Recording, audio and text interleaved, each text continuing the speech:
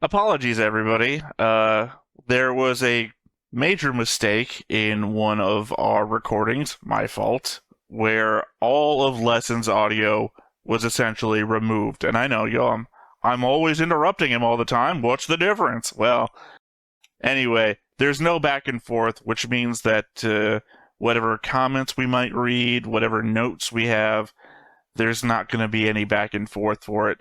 We're having to do some re-recorded segments where Lessons will read his notes. I've got my original recording of myself, but otherwise there's going to be a rewatch of an episode or two episodes that we've already watched before.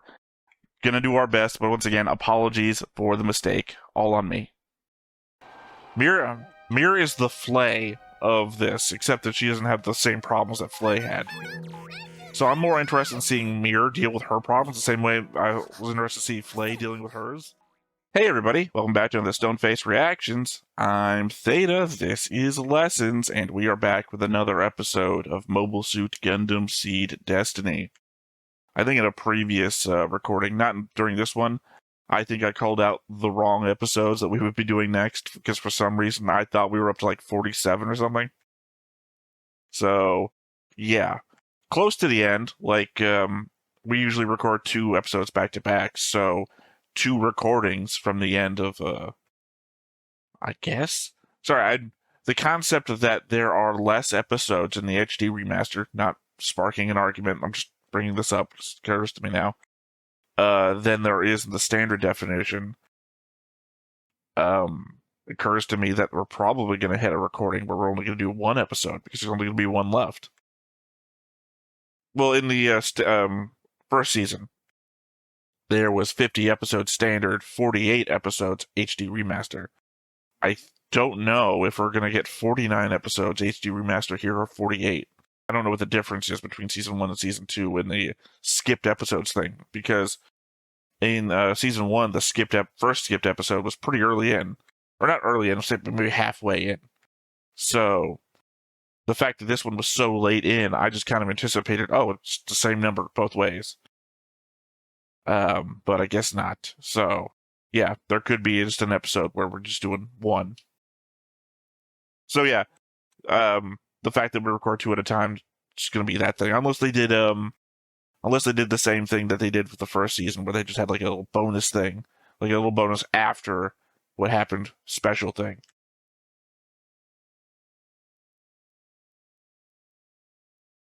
Just because Gibbral's dead doesn't mean Logos is gone. Well, I mean, it's basically the Illuminati, right? Who's to say you got all the Illuminati? I don't know. You know, we commented about the whole fact that the Earth Federation people are just willing to go with this, even though they're an army of no nation now. Anyway, we of course do have a board. So yeah, I mean, there's not much to do here. The board changelog is I marked Ian Lee as dead. Marked Lord Gibril as dead. I added Sarah, and I added Parnell Jessic. Jessic is from season 1. He is apparently a zaft councilman who has continued to stay on the council. So he is Klein era councilman, he is Patrick Zala era councilman, and now he is Durandal era councilman. Well, he's the one that Durandal specifically is talking to in the last 2 episodes, so I don't remember. Actually, hold on a sec. Let me double check in season 1 board, because I can tell you if he is one of the guys I'm thinking about. No, he's just sitting in his chair in that picture.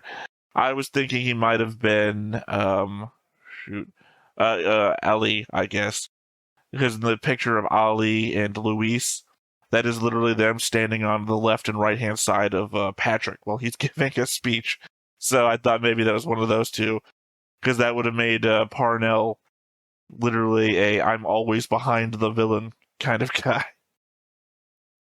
Because it would give him a great lead up if he was actually like the villain of the movie. Either way, that's basically it. So I guess we're going to notes then. I'll start with mine because I think I have more. Episode 43, Lacus times 2. Electric Boogaloo. I don't have a lot of notes for this one, but we'll see what happens. Note number 1. The fact that Mir falls apart so easily when confronted by the real Lacus shows that she never really had what it took to take her place and or doubt or gotta actually enunciate this time. Had her doubts about Durandal's actions simply came to the surface at that moment and paralyzed her. I don't know why I'm tripping over my own words, but here we go. Either way, it was a body blow, not necessarily a fatal one, to Durandal's image.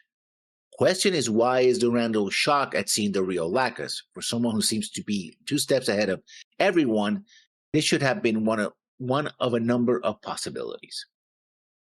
Now I gotta translate my notes, make it coherent. Simply put, when Lacus appears on the side of Cagalli and she starts talking, we see Mir going like, "Oh, what's going on? What do I do?" Right? And she starts falling apart. And my theory is that either she wasn't ready to be confronted by the real Lacus, that somebody would challenge her image that way, or she already had doubts based on her flashbacks. We see that of Atherin, say, "Hey, once he has no more use for you, he's gonna get rid of you. So be ready for that." Or a combination of the two, right?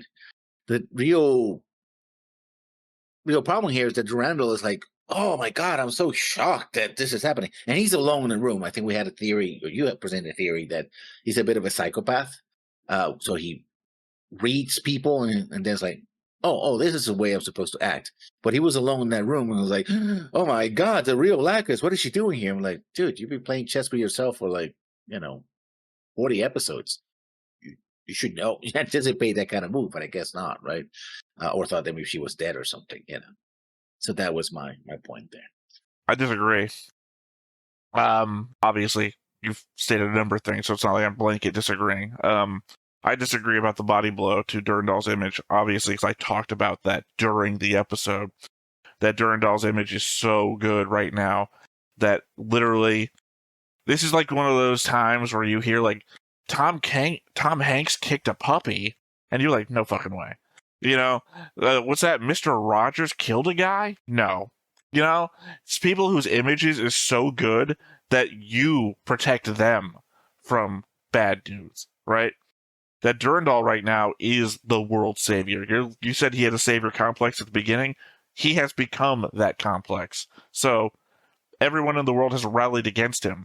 I think that somebody appearing and saying that they're the real Lacus and the other one's a fake, if you tie that to Durandal, people are going to be on your side. And we see that in the episode. Literally people on the ground level. Sorry, it's one of my future notes, now that I'm recalling it. That the people on the street are treating him in that Tom Hanks, Mr. Rogers fashion of, no, these are the people that saved us. They're the fake. Orb is the wrong. That's what we're doing. What the show shows us is what the writers want us to think about, right? So we're not going to be cutting across the entire world. We're going to see the representatives of the characters that we've already met, and they are going to be the mouthpieces for what we think the world is representing. I have to wonder if what we are supposed to be feeling is how smart and prescient the protagonists are. They've consistently never been in the right place at the right time to help anyone this season, to the point that we needed Atherin and crew to be on the saving oppressed people from the horrors of war train.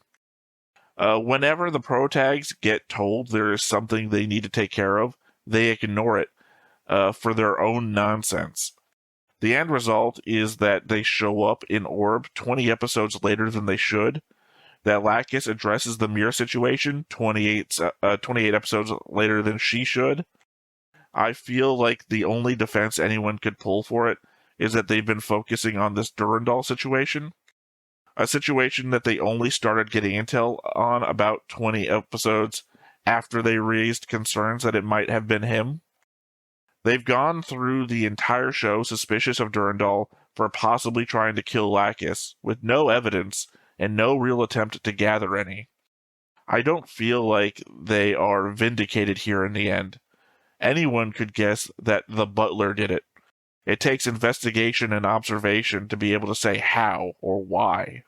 So your next note, if you have no comments on that one, then? Note number 2.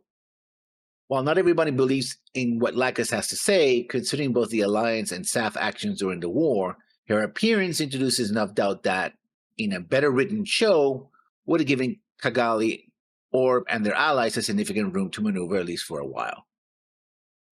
In other words, the real Lacus appearance could have, if Cagalli was written somebody who would want to repeat her message, because she doesn't finish her message. Lacus takes over, which I think is also kind of dumb because she had prepared, notes, or try to contact other nations. We're told later on that, oh no, there's other people who don't like what's going on. We never see them, but we're told about it. So I guess we got to believe it, or not, as the case may be. And I think in a better show that would have led to a very interesting scene or scenes of people not only reacting against what Lacus has to say, but also reacting to what Cagalli had to say and having different opinions. But we don't see that. So, well, I mean, we already discussed all of this when we said it should have been 2 seasons and they should have divided up like the mystery investigation stuff into one thing, and then the war and stuff being the result of that. Like, we've discussed this at length in many other episodes because it just seems like the natural thing. Whereas this feels like it's both rushed and not at the same time. Like, well, yeah, because one, if you took out all the flashbacks, this would be half of the show.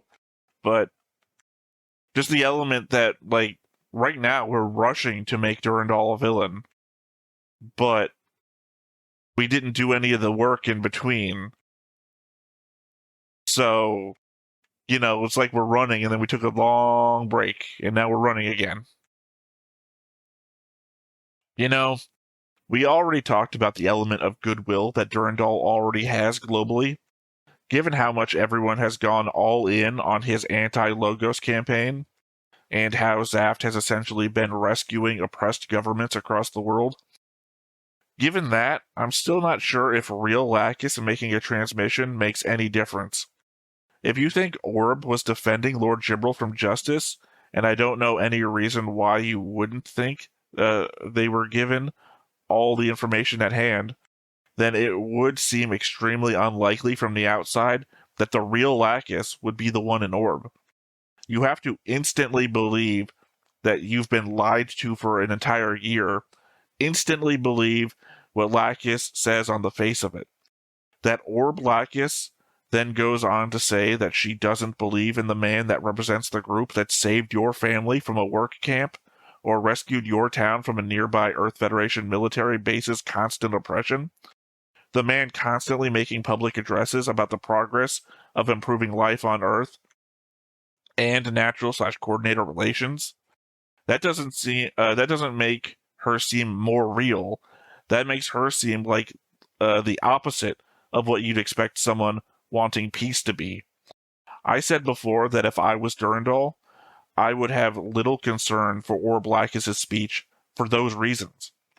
But I will agree that the smartest thing that the protags did was keep the Zaft transmission on screen. Mir being completely uncertain, timid, and unable to act was a bad look for the I'm the real Lacus dispute. That's what I'm saying. That was the smartest thing that our protagonist did, was keeping her transmission on screen while actual Lacus was giving her thing, because Mir couldn't handle it. And what I'm saying is that everything actual Lacus said would make me think that she's the fake Lacus, because of the entire world's position, as we know what their position is, and was reinforced later by the point of view characters on the ground. But the only thing that would actually make me question it is seeing Mir struggle in that little corner box of the window. And that was the smartest decision the protags did, was to not overwrite the message like Zaft did with Mir, but to keep her on screen, because I don't know, I guess she was not good at improvising. I don't actually know why Mir broke down, because remember when actual Lacus came and stole that shuttle? And Mir is running around like, what do you mean? How is this happening? She was really in the moment then. She was able to handle that shit. Now she's suddenly breaking down. Note number 3. Durandal discarding Mir at the moment her image was challenged was not the smartest move. He's losing the public opinion war. Many are still with him and rallying around Zaft, but the more doubt the three-ship alliance can induce, the worse it is for him, or it would be if we weren't so close to the series finale. Again, in a better written show, we had more time to see the effects of this and play with it. But we don't. We're rushing to the finale, and so there's that. 100% disagree with you. You're eating the Kool-Aid. What the hell's up in me, brain? You're drinking the Kool-Aid. Yeah, I know. Well, maybe it's frozen Kool-Aid. Maybe you're like, yes, you're doing that. I don't know what the fuck is wrong with my brain today. Popsicles is what I was going for. Frozen Kool-Aid popsicles. You're drinking the Kool-Aid. The only people that have stood up against Zaft in the whole World Alliance is the invisible people Kigali has made up during her speech. Nobody else in the world has ever expressed anything against Durandal right now. It's just Kigali and Archangel, but Kigali says, other people in the world are also against him, and they're standing with us. They're not in the room, and I've never mentioned them, and in fact, not one person on a screen anywhere has ever been appearing to speak up against Durandal and not liking what's going on right now. But trust me, I'm a main character. That's all. But the thing is, though, as I keep saying, like, every time I bring up the fact that if I have to read side material for your stuff to make sense, then your stuff is shit. Oh, yeah. That same thing applies here. If it doesn't happen on screen, it doesn't happen. I don't care if it happens in a manga. If it's not happening on the screen, then it's not happening. And if you're reacting to stuff as though somewhere else something has happened that makes sense now, no. So when she says nations of the world are rising up with us, and you've never shown that, then Kigali is delusional. Until those people show up later and in an attack and prove Kigali right, in the moment, fucking makes no sense. The same thing for the Klein faction building factories the last 2 years. That implies that they meant to go rogue from moment one and had been pre-planning a Project 2025 their whole goddamn time. So it was the Kingdom of Scandinavia where they claimed that they were hiding in. But I don't know. That doesn't imply that they're against Zaft. That just implies that they're willing to harbor the Archangel. Because you know what the Archangel did last war. People give them goodwill too. Goodwill isn't a... Sorry, the first thing that came to my mind was infinite resource, but it's not an infinite resource. But goodwill isn't a thing that can't go both ways. You can look kindly upon the heroes of the last war and the hero of now. They're not opposing figures. I mean, they might be opposing each other literally right now, but you can appreciate what one group did and appreciate what one group is doing and hope that they both are good people. To be fair to Mir, though her persona is a lie, her words are not, or were not. Was Orb willing to go to war to protect Jibril? The Sirens lied to the world to protect him, causing Zaft to invade. When Kigali took over, she decided to fight rather than to communicate/negotiate. So checkmark from me, this is a true statement. Was Jibril the leader of Blue Cosmos? As far as we can tell, he was at least the creator of Blue Cosmos, or leader of the man who was, so another checkmark from me as true. Did Jibril hesitate to fire nuclear weapons at the plants? No, never. Even had a speech about not needing to apologize for it. Check for truth once again. Did Jibril use weapons of mass destruction to destroy cities? He directly called on the use of the Destroy to burn anyone that harbored coordinators, destroying 3 European cities. Another checkmark for truth. Did Jibril use children as tools in combat? The Extended were a project of the Earth Federation. The Earth Federation answers to Jibril so much that, with nothing left in their name, its soldiers are still following his orders. So gonna give a bit of a stretch mark truth on that one as well. All of Mir's points during her little speech were 100% true.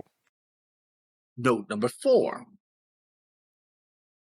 Lacus may not be your superior, Talia, but she does have people that report to her, people willing to kill and die for her words and have the equipment to challenge any party in this conflict.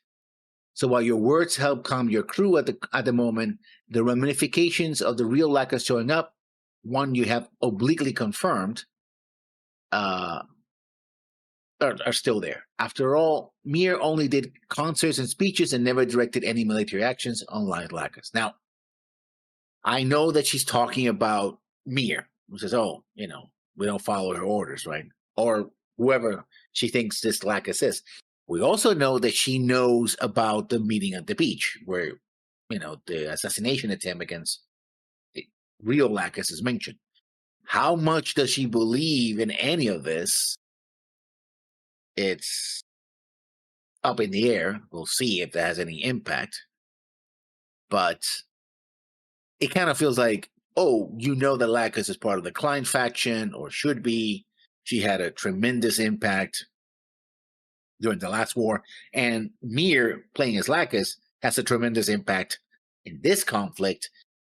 So I get what you're trying to say in public, that you have to, as a commander, saying, listen, we have a chain of command. We're going to do what needs to be done, what we're told to do.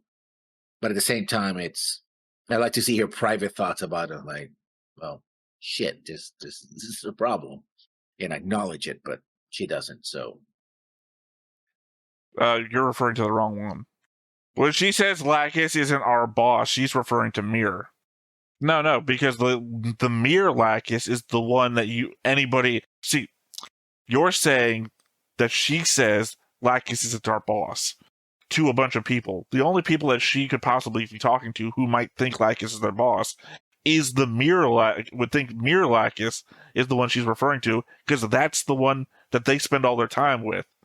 That's the one that they know. So it's not Orb Lacus that they'd be concerned about. Orb Lacus doesn't dress like the Lacus they know. They would be thinking that they're talking about the one who's literally giving a speech from a zaft location. So the Lacus you're talking about that has all this military resource and ability isn't the one who would be giving them orders, or that they would take orders from. Not that they would, because per my previous point, she has no political power or military command or anything. My next note. Ray has no doubt, because he's a true believer about Durandal's cause, that he cannot he cannot entertain the idea that he might be wrong. Talking about Durandal or Ray himself. Yes, I'm aware of Theta's theory that Durandal is just a potsy, but that seems less likely by the episode. Unless they're going to try to pull a 11th hour, I was Rao all along. I believe like he does, and I was just using, Durandal as a means to an end. But even if that's true, I do believe Durandal kind of means what he wants to do anyway, as he be positioned as something of a villain as well, and so both of these things can be true. It could be a situation where Durandal thinks he's the ultimate chess master, but behind him is Ray/Rao really pulling the strings. It could be that. One does not cancel the other. Well, just to put all of my eggs in one basket, and just to make it more interesting for me for the end, I'm still going to push the idea that Ray is the ultimate bad guy. Or at least the theory that he's Rao. Well, part of a longer plan. Although, actually thinking about that would be weird for Rao. Why would Rao try to kill everybody, but then ensure that he could continue? But whom? I guess it's sort of a nitpick. If I was all in on a thing, I wouldn't be planning on what to do if I failed. I would put all the resources that I'm wasting on the what if I fail plan into the plan, all those people that I have set off to the side to create my clone to then put my memories or thoughts into. Maybe I could have used those people to figure out what Kira and gang were up to, and, not for nothing, but all of my eggs are in this basket, not, 10 of my eggs are in this basket, and 2 of my eggs are on the counter waiting to be used. The next note. I think the show is setting up a confrontation between Chin and Rei the way Kira fought Rao at the end of Seed. The idea behind that is, while Rao and Chin didn't really know each other until the confrontation in the lab, the fact that Rei is the one who's always loyal and wants to stay on course no matter what, and is willing to kill anyone who gets in his way, and we see Chin having a lot of doubts, especially what happened with Luna Maria's sister, right? She's supposed to be alive, and that Arthur is supposed to be alive, and he felt guilty about having to defeat them. He didn't kill them, he just defeated them. It shows that maybe Chin will hopefully come back to that Chin we saw in the very first episode that went, why do you want to start a war again, right? Versus, Chin revengeance Chin, who just wants to defeat all enemies because vengeance, my parents got killed, vengeance, which is understandable, but getting a little tired. I don't know. I mean, they don't have that relationship. I mean, to be fair, Rao and Kira had no relationship whatsoever either. But Rei and Shin do, have a relationship. According to Lacus, Durandal's message is, those who fight are not at fault. Those who do not fight are not at fault either. The fault lies solely with those who try and make us fight. Logos, the merchants of death. I mean, she's indicating that that's not entirely the truth, and despite her doing sweet fuck all to investigate it until the final 10 episodes of the show, it's clearly going to be true that it's not the entire truth. I mean, at the same time, as a search for an answer as to what to do about ending the war for all mankind, eliminating the constant cycle of blame and recrimination goes a long way to assuaging the feelings we've oft seen repeated through both seasons. Everyone calling out the names of loved ones that have died in previous battles, only wanting vengeance. Leveling that ire on the ones working behind the scenes to inspire all that strife is a good move. If the protags were actually on the side of peace, I think they would embrace that element of what's going on, as Logos is legitimately behind a lot of this. At the same time, if you have evidence against Durandal, just say it. No one needs this cryptic, do you really think he's telling us the truth nonsense. Yes, we do. The whole world came together under his banner. Everyone except you and these nameless other people you seem unwilling to name drop. Might as well have said Orb and my Canadian girlfriend. She has no evidence, but wants to threaten global unity anyways. How many families fell apart due to stupid QAnon nonsense back in the day? How many fights you think this will start? That is my point, is that she has no evidence, and that's why she's cryptically saying this shit, because she doesn't have a leg to stand on. All she can do is use her own goodwill as a weapon against Durandal. Well, I think that might actually be Lacus. If that is Lacus, then maybe what she's saying is true. She didn't say anything. Oh, you're right. That's all. Literally, that's basically what gets shown to us in the streets, where, hey, don't you remember these are the people that saved our lives? Well, that's right. They must be the assholes. I think I've said that before, by the way. If you're the only one in the room arguing, you might be the asshole. The whole world came together. We have little global unity now about this thing. We've come together. We put all of our difference behind us. The fucking racists aren't even being talked about anymore. They must be all in space on the Earth Federation side. I don't know where the fuck they went. They clearly must be all the soldiers now. But the point is, you're causing hatred and strife to reignite, and you're supposed to be the good guys. No, Jibril. You made the trip to the moon because you got booted off the Earth twice. Oh, and you were also a you're also a cartoon genocide villain or cartoonish genocidal villain. This is because when he is in the moon base on the supposedly dark side of the moon, which is actually not dark, apparently, just we need light to see everything that's going on. Actually, it would have been cooler if it were dark, but I guess the budget didn't allow for that. He's like, oh, well, that's exactly why I came to this base, because, I wanted to fire this powerful weapon. Yeah, right. That's what I wanted to do. Not because I got, run off Earth twice, nearly got killed, at least once. So, it's just me just wanted to fire this big giant gun. Yeah, sure. You abject moron. Well, there is. He literally names the other place. And ironically, it's funny that he brings up the name of the other location he could have gone to, because I legit talked about it in our very first note section. Like, way back when, like episode 3, I think. Because after we got done watching the movie, we had seen the moon base get destroyed by the super weapon of Patrick had. And I brought up that there was 3 moon bases. And I talked about, I didn't know what I talked about it, I named it.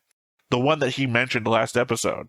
I named that already. That's how I know he's talking about just going to another moon base. So that's where he could have gone. So it's just funny to me that here at the end we're bringing up stuff that I brought up way back when.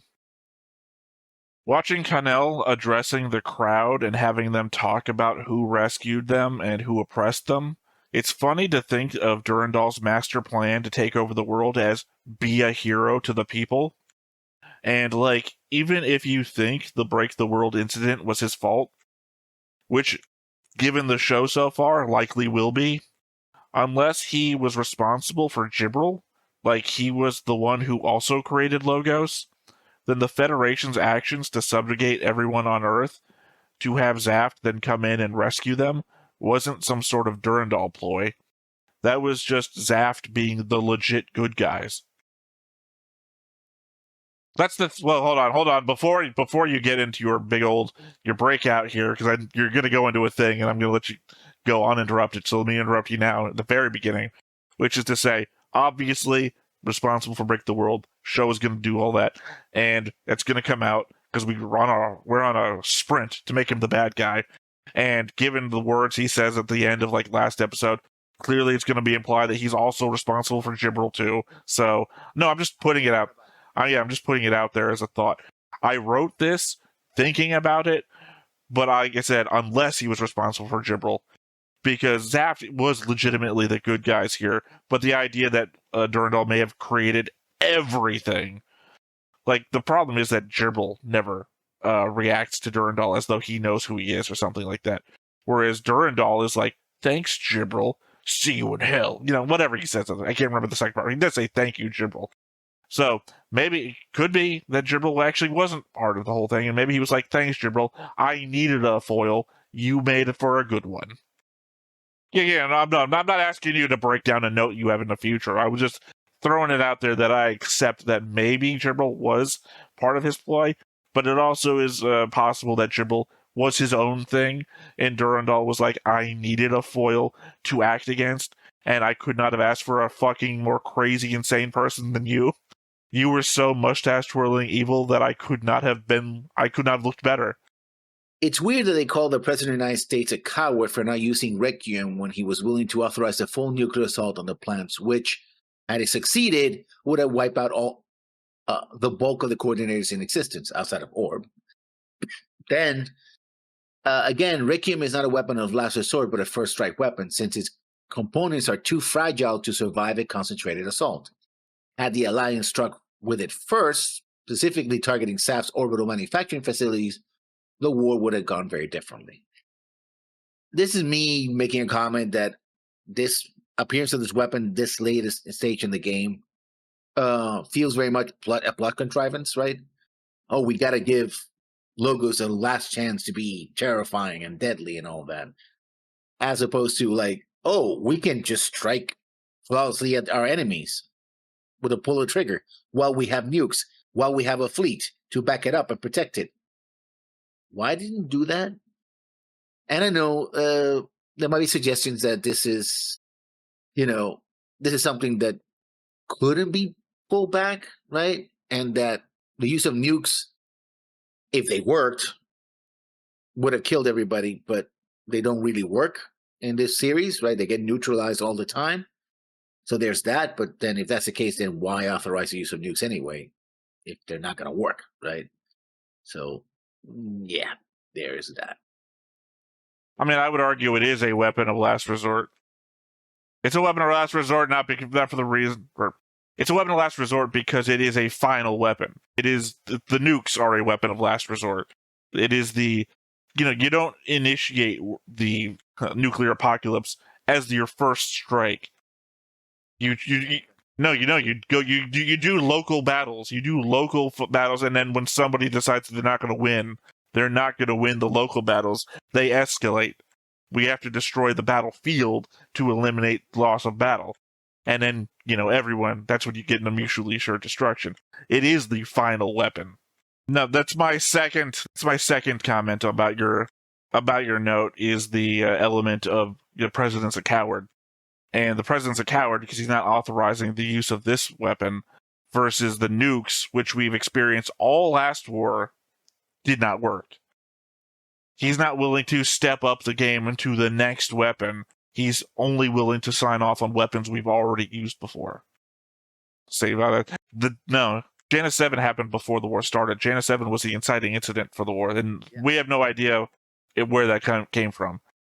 No one's ever, obviously the Earth Federation was responsible, but, no one's ever come forward, that was actually, man, maybe that's the movie. Maybe the guy who did that, maybe it's the whole Full Metal Alchemist Brotherhood thing where Envy, I started the Ishvalan Revolution, I killed that kid, Maybe it's going to be one of those, but the idea is that Janus 7 was not part of the war. Janus 7 happened before the war. No nuke used during the war hit. Not a single one, not a single goddamn nuke ever worked after the war. That's what I'm saying. Maybe they're calling the president a coward because he was only willing to use weapons that have shown to not been working. Maybe he's calling him a coward because we know this will work, and he's not willing to actually risk it working. Maybe the president's afraid it will work. No, it is. That doesn't matter. You're being pedantic now. You're being me right now. I'm not arguing that the weapons failed to work. I'm saying the weapons didn't work and that they did not accomplish the task they were designed to do. If you attack a country that has a shield over it, right, preventing it from getting shot by weapons from the air, and you're like, let's attack them with weapons from the air, you have to then know that there's a good possibility it's not going to work. Soldiers in the battlefield shoot at another human being for the first time and inevitably always aim up a little bit because they don't actually want to kill the other person. The president might have some sort of moral conundrum going on that I could authorize this, but I would also be responsible for the deaths of billions of people. That maybe he is hoping that the measured response that has failed in the past will fail again. It is a measured response when you're answering to the racist guy who runs the Illuminati and technically has you in his back pocket. You're doing the least amount possible to enact a genocide. You are doing he's doing what he asks to the least possible, which is to use weapons that have failed before. Yes, I'm not saying that's what is happening. I am saying I could see that being what is happening. And they're saying the president was a coward. So if you think the president was a coward, well, why? The question I always come back to is the why element. And if you had this in your pocket, why wouldn't you use it? Well, maybe he doesn't actually want to kill everybody.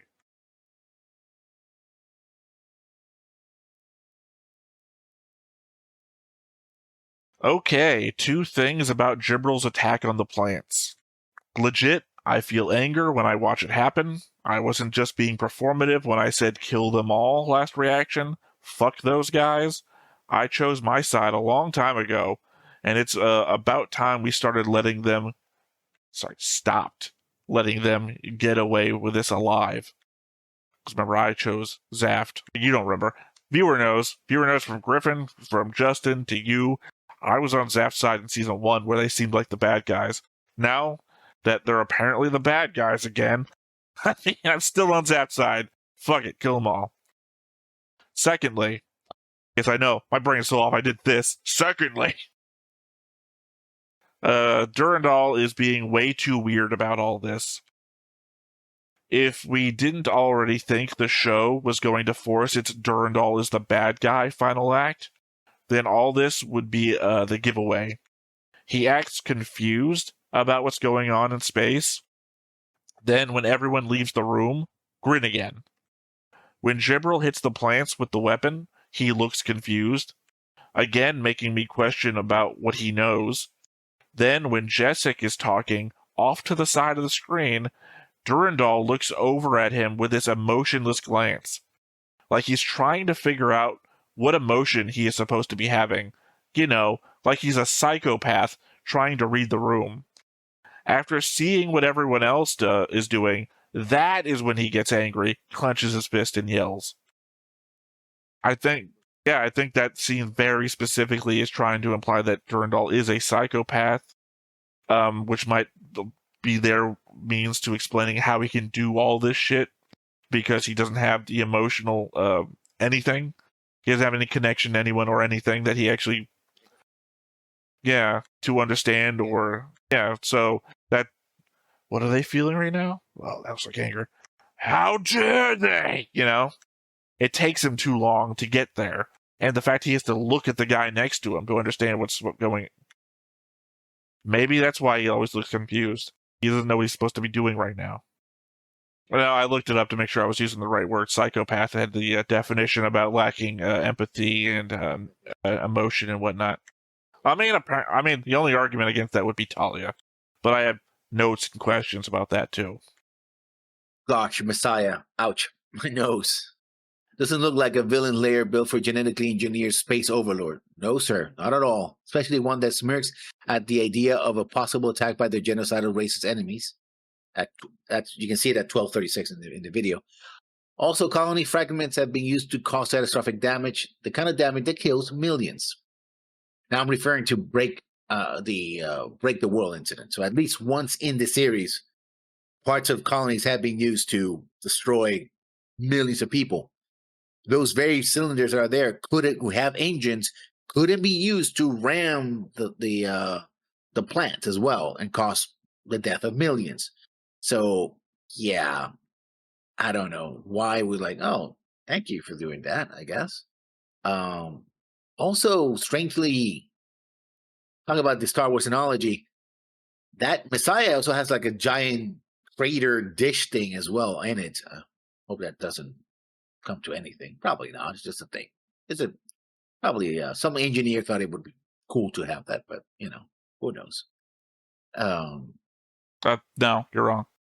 The O'Neill cylinders have not been known to use as weapons in the past, whereas these things, well, one thing, they've never been mentioned before until like now. I didn't know those existed. Never did before did we see a map of the solar system and all this, the planets and everything, and like, what do those other dots mean? I don't know. I guess we'll figure it out someday. You're talking about that image, yeah. Well, sure. Right, no. You brought up the Messiah. I was going to say that I actually very much like the Messiah control room. There's a thought that I had that I didn't write anything about, because Durandal is like sitting in a chair in the middle, right? And all around him are giant screens showing him what's happening, like monitors. And on the other side of those monitors is someone sitting on a station facing the monitor in front of them and facing Durandal.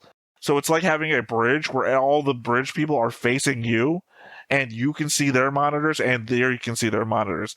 So it's like, okay, engineering, boom, I can look you in the face and talk to you, and we can both see what you're looking at the same time. It is a very convenient command room, I think. Because it's not like the old TNG stuff where everyone's facing away from you on monitors on a wall. You can look at the person you're trying to command and see what they're doing, and you can both reference the same thing. Well, no, I'm saying better, because once again, I don't know who, like, is the Emperor just like, flick a switch? Are you guys still moving the Death Star? It looks like the stars. Like, who does he report to? It's not the guard. The guard aren't going to leave the room. the guys in the red with the spikes, the pikes rather.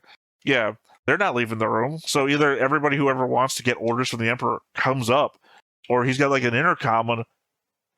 You guys still bringing breakfast? Like what's? Whereas Durandal is just like surrounded by the people. You, my slippers. Like whatever he wants. I really like the layout of the Messiah. Yeah, for all I know, he's getting ready to go out and fly in the Spruce Goose. Like it could be anything. Also, I don't think we ever mentioned it during the episode. It said Mobile Fortress Messiah.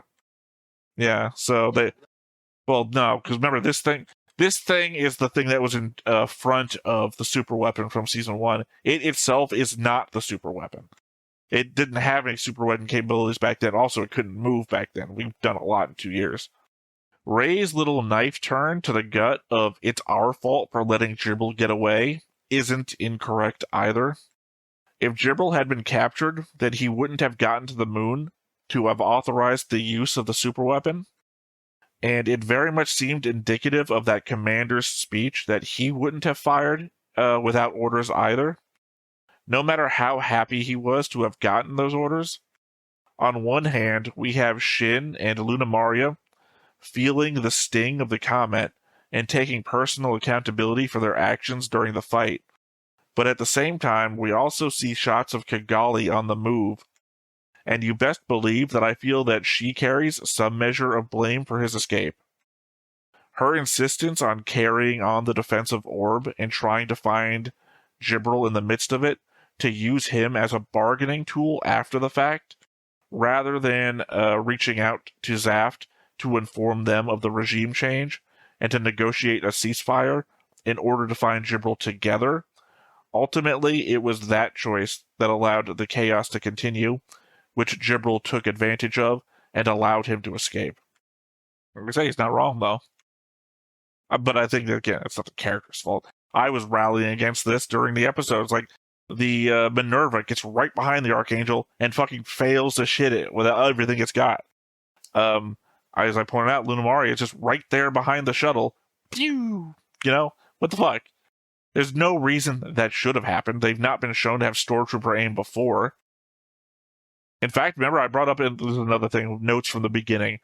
Episode 3, I was bringing up notes how they keep shooting them in the legs. Like, I thought it was going to be important back then. Obviously, this is just a thing we kept repeating for no reason. But they were good enough to shoot them in the legs every time, specifically. And yet now they just miss wildly much larger targets. Yeah, that's what I'm saying. I don't blame the characters, but Rey isn't wrong. And my final note for this episode, while Durandal appears shocked and angered by the extent of the damage caused by the firing of Requiem, he knew, or at least suspected, about its existence.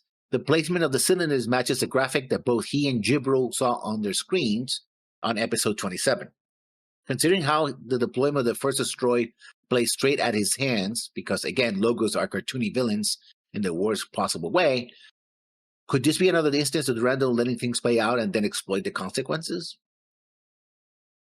I will say one thing, and this reminds me of when I was talking about Logos in the earlier episodes, that Logos was very unworried about the break the world incident. Like, nobody was panicking. And then later on when it happens, like, oh my God, this is horrible. But they were like, yeah, no, they're doing this. Whatever, yeah. And we thought, hey, they might be in the moon. They might be somewhere else because they seem to be untroubled. But the fact that life on Earth could be extinguished, or significant portions of it, and only in the aftermath, they were like, we got to kill the coordinators, which was, I guess, the plan all along. This kind of feels the same way, right? Like, well, I know about this weapon, destroy whatever, could do a lot of damage, but I'm not really worried. Even though, the laser could have, conceivably killed him and the command structure. I mean, after all, there's nothing stopping it from firing at Messiah either.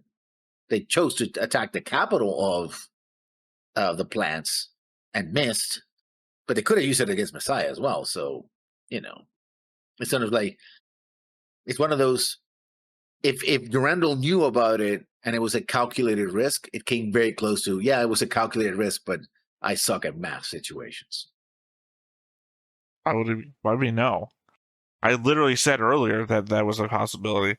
when I brought up the idea that if Jibril was a element of Durandal's plan, and I was pointing out that I don't think he was. I think he just got the perfect foil for what he was trying to do, and that would be the indication that the Durandal is just taking advantage of Jibril's planning, or Jibril's actions rather.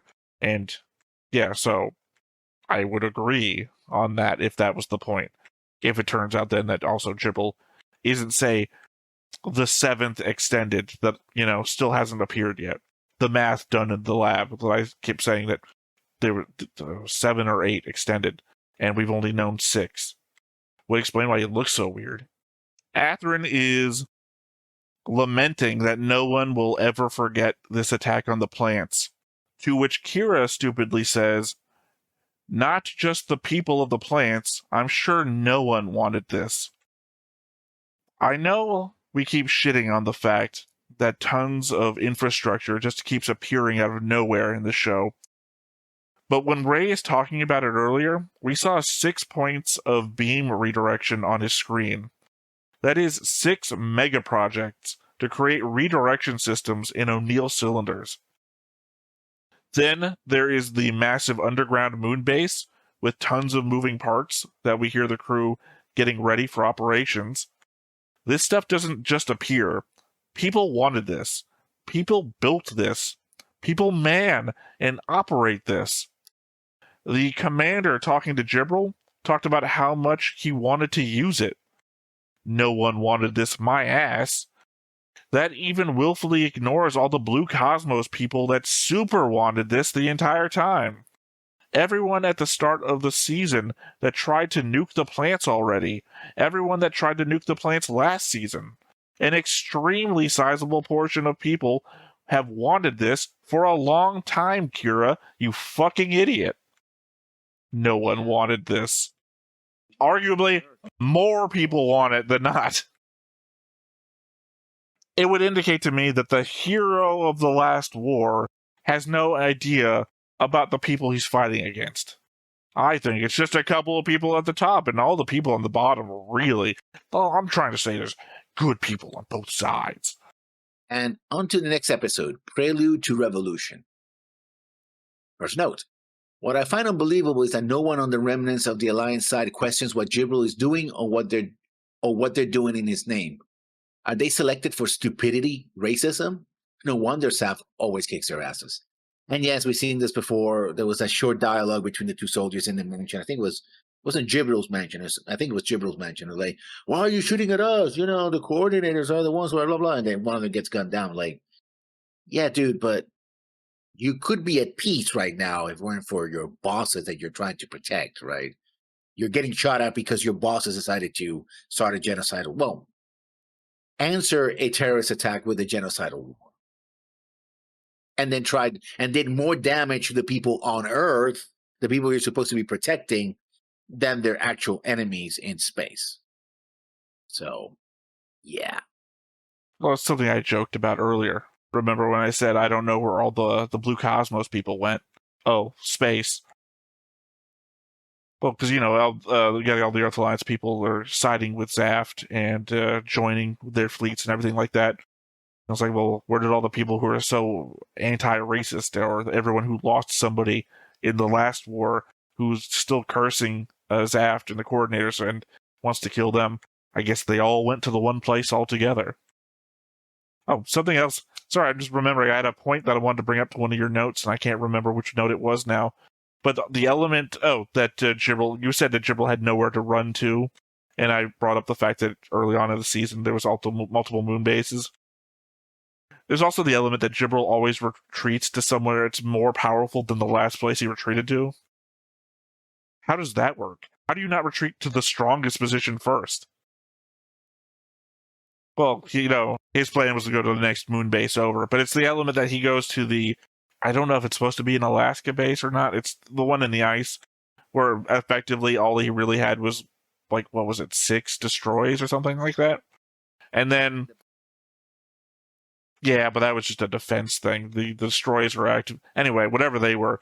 And then the next place he goes, I guess technically, maybe Orb was more powerful than that. Yeah, because it had its own military. So Then you go to an island nation.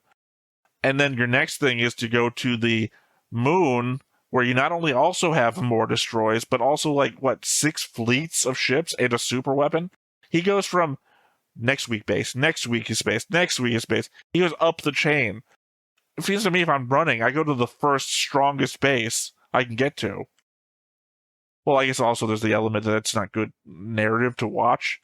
That your enemy just gets consecutively stronger, that watch the 30th episode, it's the biggest fight in the show. The 45th episode, all he has left is 2 guns and a guy. You know? It wouldn't make for a good movie. It makes sense in the real world, not good for a show. Mir flashing back to Athrun was clearly her remembering that he warned her that Durandal would get rid of her once he no longer needed her to play her part. Thus the concern, as he says, everyone will remember you in the past tense. Certainly would be a good time to stage an assassination and blame the side that just popped up a fake Lacus on the worldwide news. Granted, he said that near the start of one episode, and she was still alive by the end of the second. But how long did Flay bounce around before the end of the first season, where she got shot and killed anyways? Sorry, I didn't actually write the word shot in there. I don't know why shot came into my head. Before she got killed anyways. Well, my indication was it seemed like a setup, but then she got 2 episodes in without getting killed, so... Note numero dos. Notice in my... Note number 3, because the number 2 note was something that we already discussed, and it's going to get edited out anyway, so doesn't matter. Something about watching in another service. Not important. So I'll just jump to numero 3. Whose fault is it that you can't do anything about the destruction of the Zafts, Kira? Who ignored their best friend when he told them to go back to Orb and deal with the Saiyans? In other words, because in this show, and I'll use Theta's term for it, protagonists, necessarily the heroes, although the show is hinting that they're supposed to be the heroes, carry the idiot ball with them wherever they go. They didn't do the things that would have helped with this situation. Perhaps even have a strong alliance or connection with Zaft to help out. But instead, we have to have these fights between the protagonist and the antagonist because reasons. So much so that the antagonists that were set up in the season, which was supposed to be Phantom Pain, they're completely gone, defeated and dead, not important anymore. Kind of reminds you of 79, where Char was like, oh, this big enemy in the beginning, and then disappeared, and then came back at the end. It's like, oh, wow, Amuro did get stronger. Well, shit. What the hell? What do I do now? So there's that. Sorry, I'm trying to my brain is going to a Willy Wonka song. Whose fault was that? No, is it Veruca's Salt? They're blaming the dad for her bad upbringing? The Oompa Loompa song. Sorry, you keep going, whose fault is that? And it's like the Oompa Loompa is blaming Veruca's behavior on her dad and their little sing-song thing. I think that's what I'm thinking of right now. Let me tell you what would have happened. They would have gone back and they would have dealt with the Sirens. You know what happens if the Sirens aren't in power? Well, mostly to my previous point, that Jibril retreating here would have accomplished nothing because he wouldn't have been welcomed, for one thing. Also, the whole they gave him shelter would mean that Zaft and the world wouldn't have been able to come down on Orb because they either would have had Jibril in custody when he arrived or he wouldn't have come here. Maybe. I think he went to Orb because they had the space launch thing. There was only 4 of them or 5 of them in the world before. That's true. I don't know about that. I was trying to give them motivation for it because that's the reason why Orb was important during the first war, because they had one, and the Earth Federation decided to attack Panama and Orb at the same time to try and get both of those. So, I don't know. Anyway, I thought it would be a good reason for them to have done that before, because it would have taken care of everything leading to Jibril coming to Orb in the first place. Well, also think for the fact that they have that notebook, the P-30 notebook, that has a picture of the guy who was at the Break the World incident, and it has Durandal's name in it. Like, it's not Durandal's book. It's a person who worked with Durandal. But that picture, that guy's picture. Oh, sorry, never mind. That's not. I keep thinking his picture is in that book. It's not. He's not in that book. Yeah, that Waltfield's second in command went and got from that other place. Sorry, never mind. I keep conflating the two things. I was about to say, if you have a picture of him in a Durandal book, that, hey, expose that shit. But what little evidence they have, which isn't even really evidence, it's just stuff that they've collected that is related to it, but they have got, like, you know how when I do the board, I got all these lines all over the place? They've got faces and no lines connecting anything. If they had anything, they should fucking say it. But all they keep saying is, we suspect. Well, cool. Conspiracy theorists suspect everything, and they're not the people you go to for information. Well, they're not the people you should go to for information. So, Talia did have a kid. I guess that hair looks the same as Rey's when he was a kid, but there's not a lot of detail to be able to connect the young Rey we've seen in flashbacks where he was alone in a room and Rao came to get him with this kid. Also, if that implies that Durandal took her kid from him, how they've been any sort of amicable in any sort of amicable relationship now, let alone we're sleeping together at the start of the season, might not be Rey and is just a visual to imply that she has something to lose back home, more of a point towards the we cannot fail part. No, I'm laughing because I was looking at the hair and you were looking at the eyes.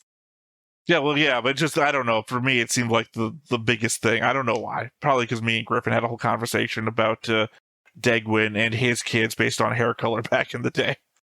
I legit did not look this kid in the eyes at all, so I have no notes about his eyes. Well, I mean, my point there is there's less of a spectrum of eye color in anime than there is hair color. You know, like whatever the fuck is going on with Shiro Name's hair in Across Frontier versus everybody else's, like, different shades of purple and whatnot, or blue, whereas eyes tend to follow the actual real life eye color spectrum. Few people show up with pink hair, pink eyes, you know? Well, if they've been eating too much ass. Next note. Was the flash to Talia and her son meant to show us what her stakes are in the battle to protect her family? Or to write home the possible connection between her and Rey? Yes, we have speculated up to this point that the child that Talia had grew up to be Rey somehow. But this image looks kind of recent. So it's like, oh, so she might be just remembering, that she has a son back home, right? And I guess she's also either married the guy who got her pregnant to her for the child, or donated the sperm for her to have the child. Or because she then went back with Durandal, at least for a night. Or maybe the staff is not big on celibacy, I guess. So, could be all those things. Although now I'm thinking that maybe no, Rey is someone else and not Talia's kid. But who knows? This show might try to pull that on us, but, Or it's not important, just an image that we saw. Hey, Talia thinking about her kid.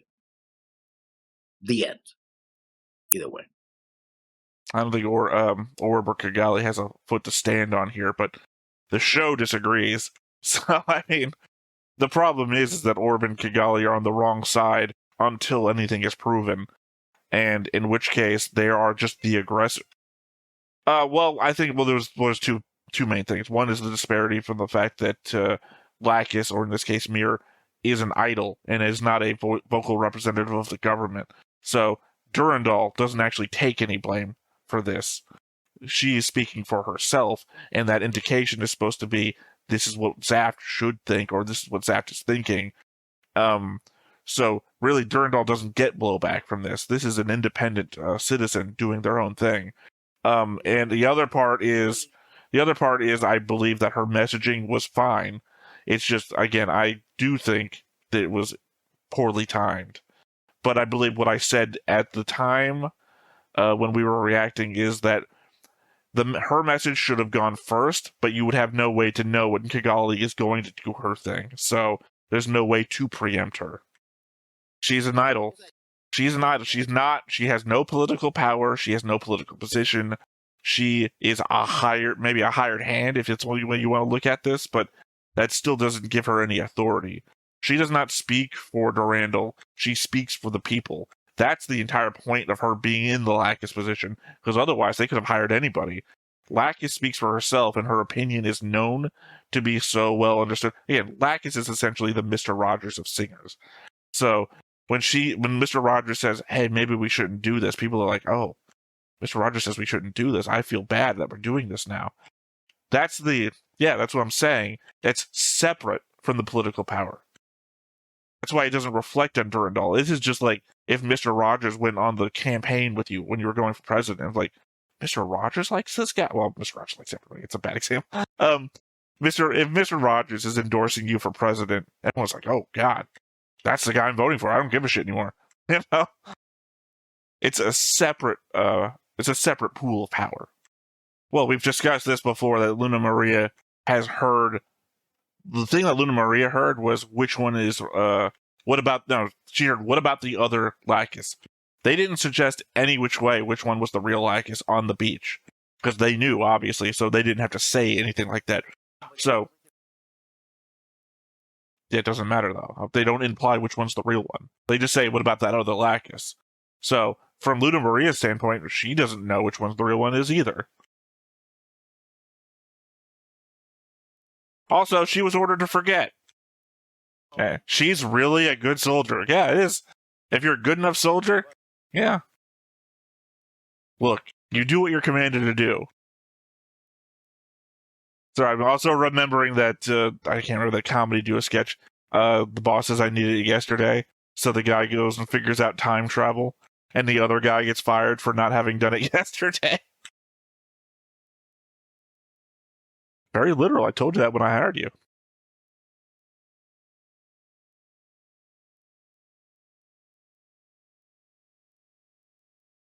It's kind of insane to come out of a scene lamenting how millions have just died and that the world will never forget, to bookend it with, we'll fight for the right to be able to fight, essentially, because they are going to fight against Durandal's destiny plan, which they even admit might work to defeat war, at the cost of your destiny being known in advance.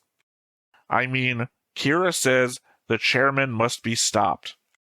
What am I supposed to do with that? Yeah, you stop that perfectly ordered society where no one fights and war is a thing of the past, because you'll know what your role in society is and actually enjoy what you do. What an evil mastermind that Durandal is. Surely he must be stopped. No, that's already the point they already brought up. What would he be, king? And they're like, no, that would be up for the genetics. He'd be like high priest or something. He would be singing the praises of the system. He would not be in charge of the system, is what they're indicating. Yeah, doesn't mean anything. As I brought up before, it had be so many generations in before anything actually happened that you'd have to indoctrinate many generations of people before the system ever got into place, because you'd have to establish so much stuff ahead of time. That's why, that's why they're bringing up the fact he'd have to be the high priest, because again, he's had to champion the idea before it's even a thing. No, I believe Durandal is honest. Yeah, I believe he's honest to what he desires, and he's not going to be corrupt about this. I believe.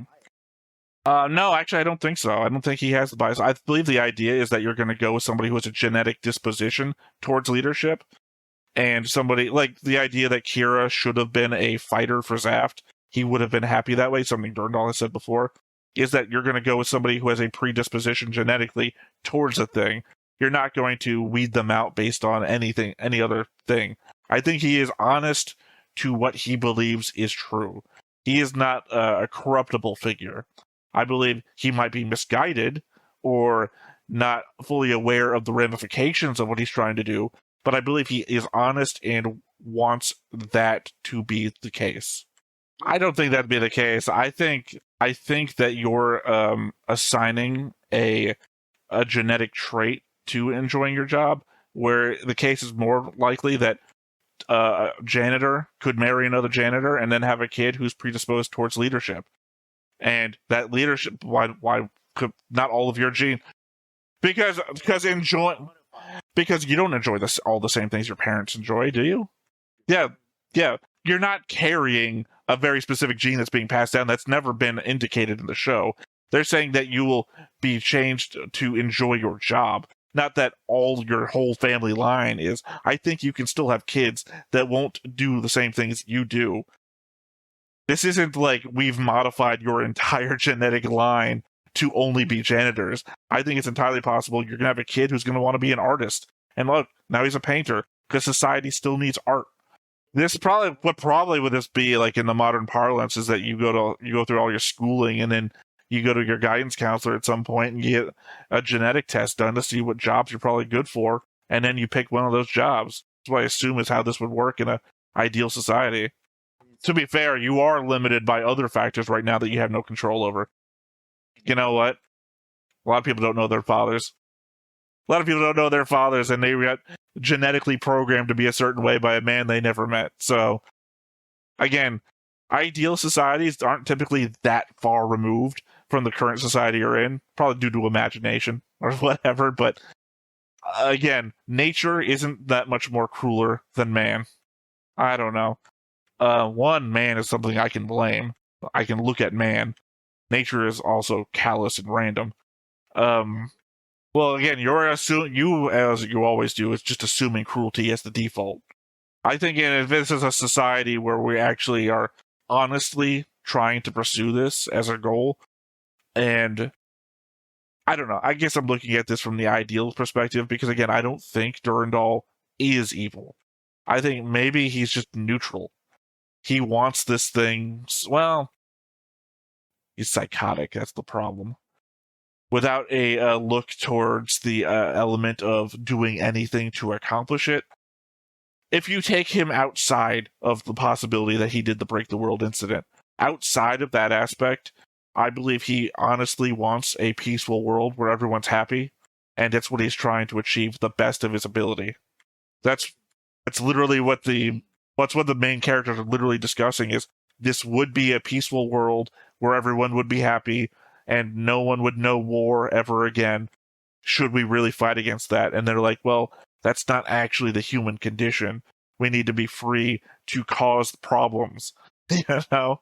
That's the point of, I think that we've separated ourselves from very far from my note, but that was the point of my rallying against the note is, not rallying against the note, my point of the note is, that is their argument. Literally the argument I had during Gundam 00, which where I hated the armed interventions, because the armed interventions were trying to create a world where no one had the freedom to do what they wanted.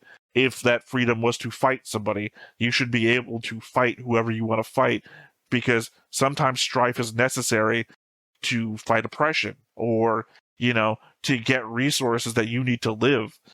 Fighting, it just needs to happen sometimes. Well, not here, if this was a world government or everybody was on the same boat. If you don't have to take something from your neighbor because your neighbor's giving it to you anyway.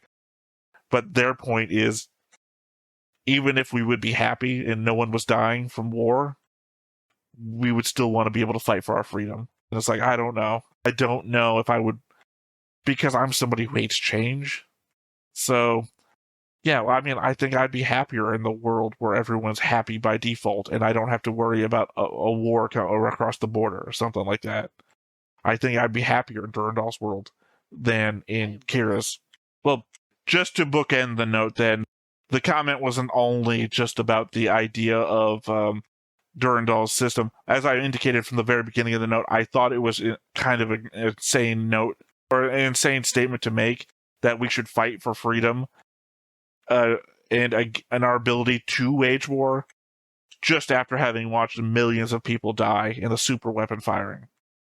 Everything I've said before about Durandal's plan has to be multi-generational, so you're not actually fighting against a person. I think Durandal still has to push this through zaft Council and everything like that.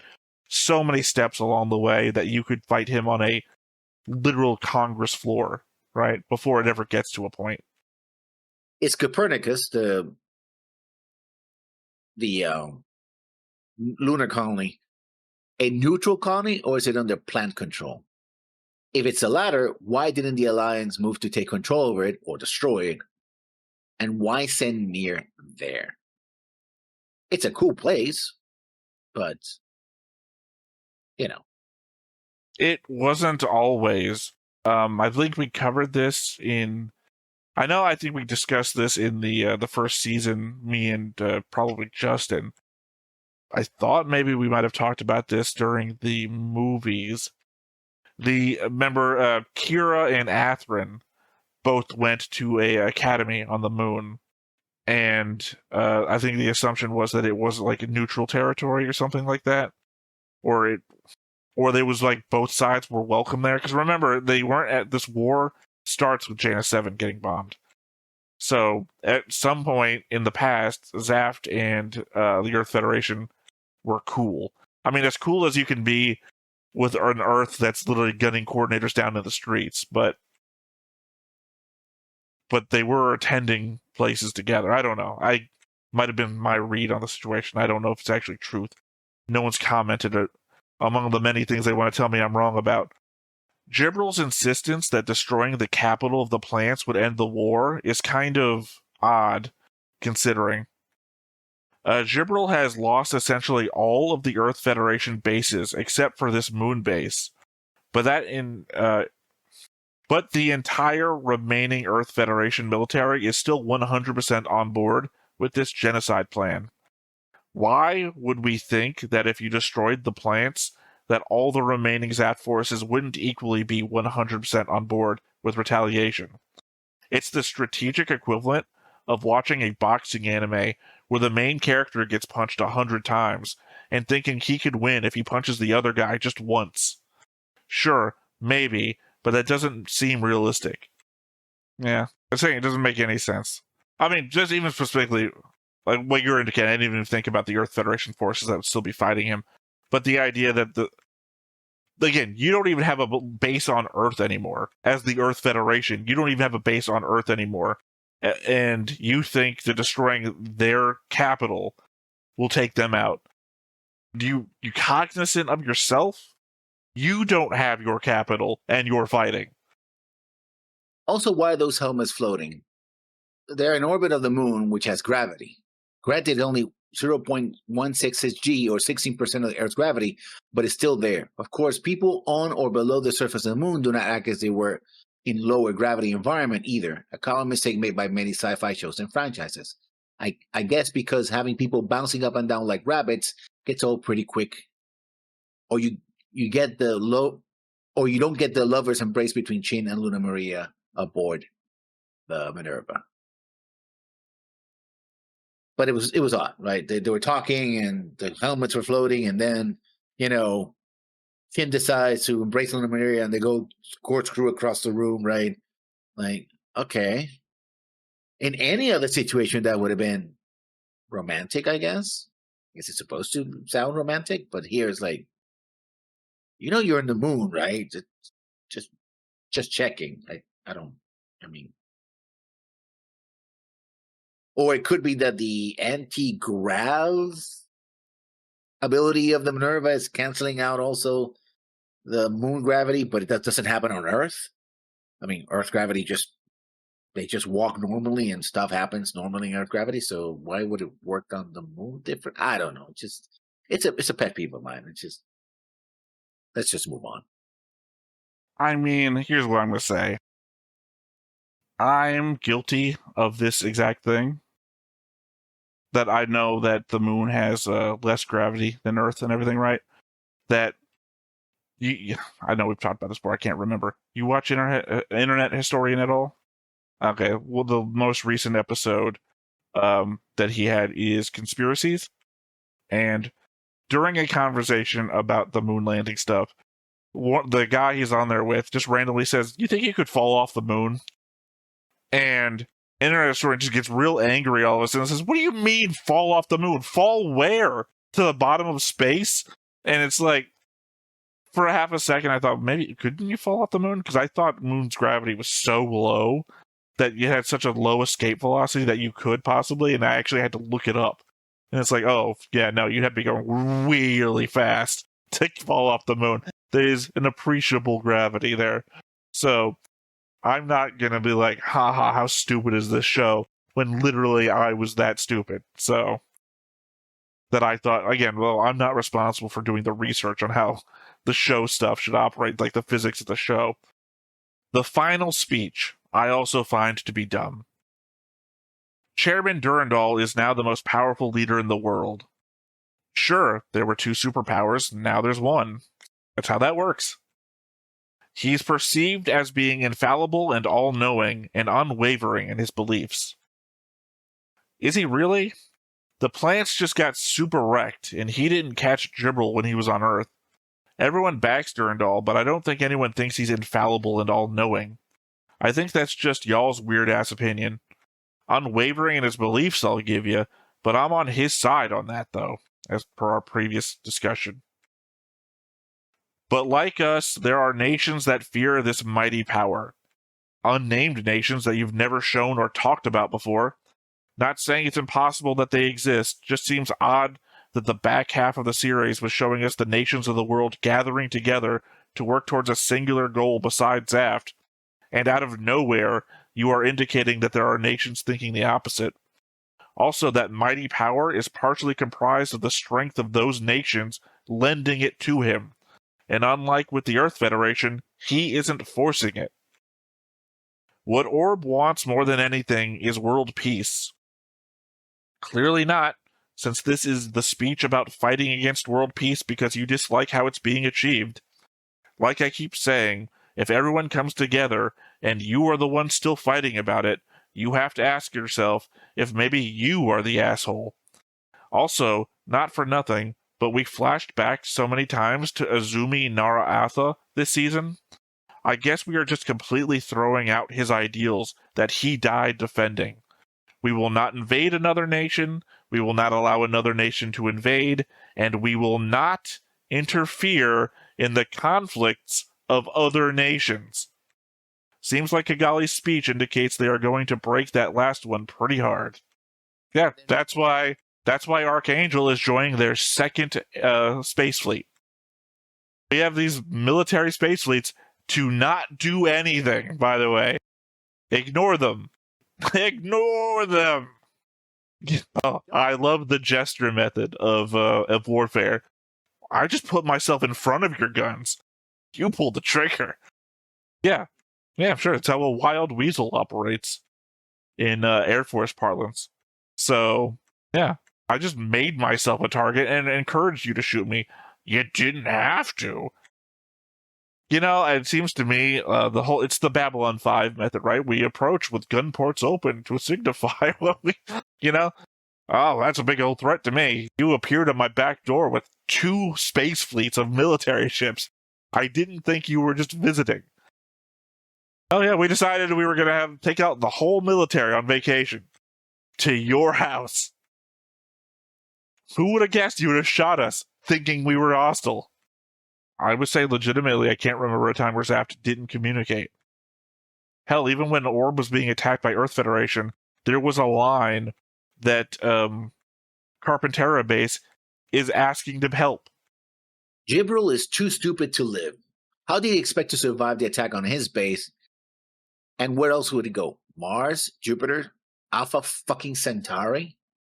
Yes, there's mention that he could go to another moon base, but if they're attacking this moon base, you probably lost control, or the zaft is challenging your space superiority around the moon, which means anywhere you go to the moon, they'll follow you there, right?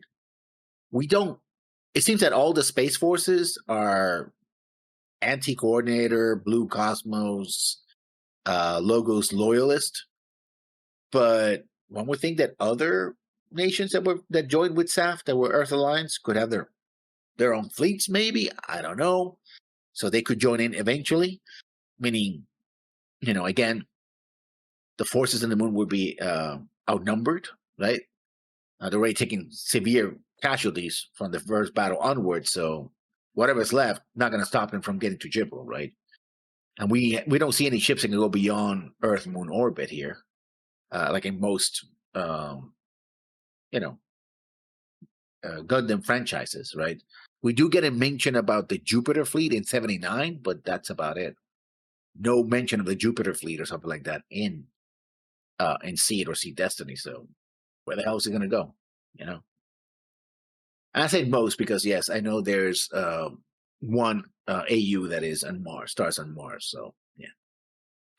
And for my last two notes, I'm going to read them together, I guess.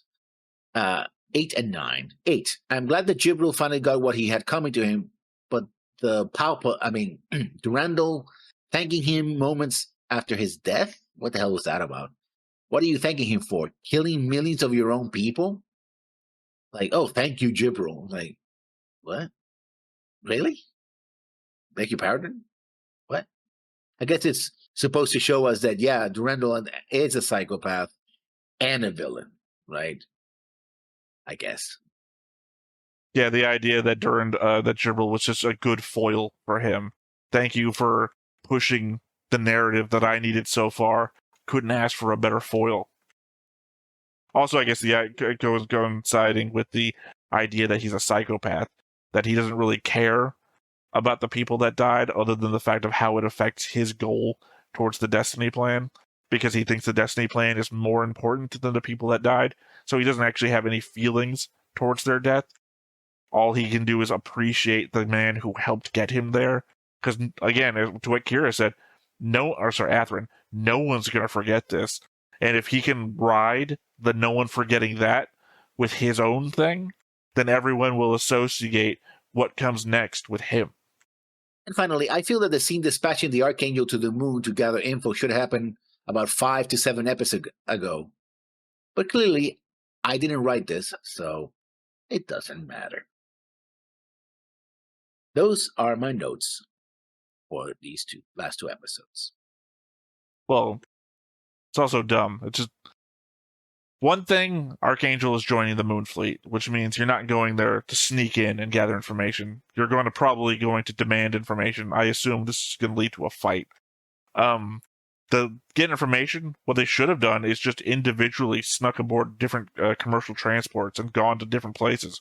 Like, unless you're going to a place that can't be gone commercially, like Waldfield's assistant who goes to the Mendel colony. Yeah. Yeah.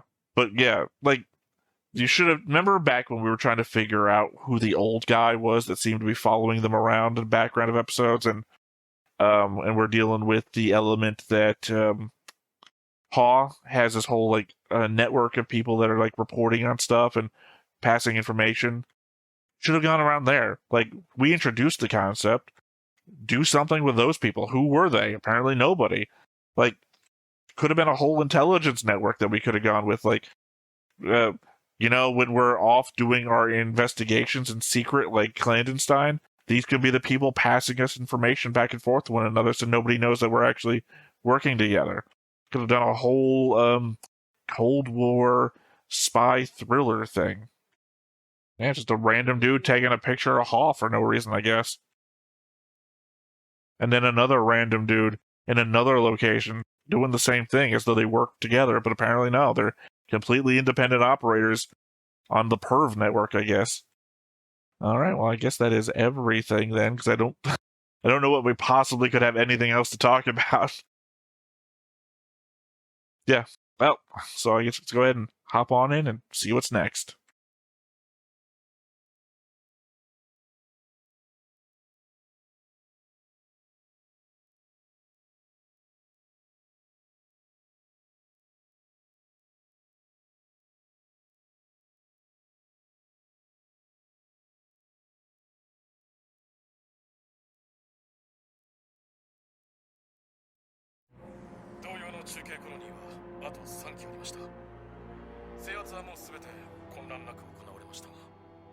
The hell are you? I mean, you took him alive. Yeah.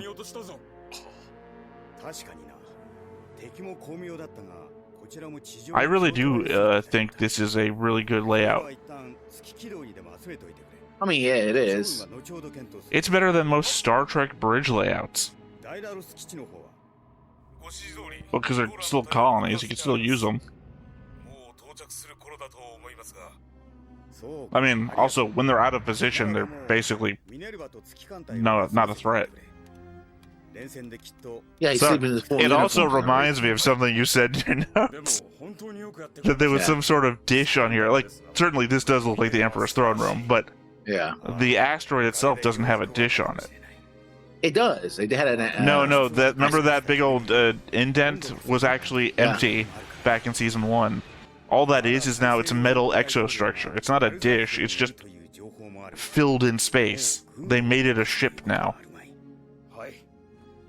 Unless you're talking about the circular thing on around the outside of it, that's not a dish. That's some sort of halo. Like an impact crate or something in the No. Again, that was empty space before, and they filled it in with like siding or whatever, because now it's a whole filled-in station.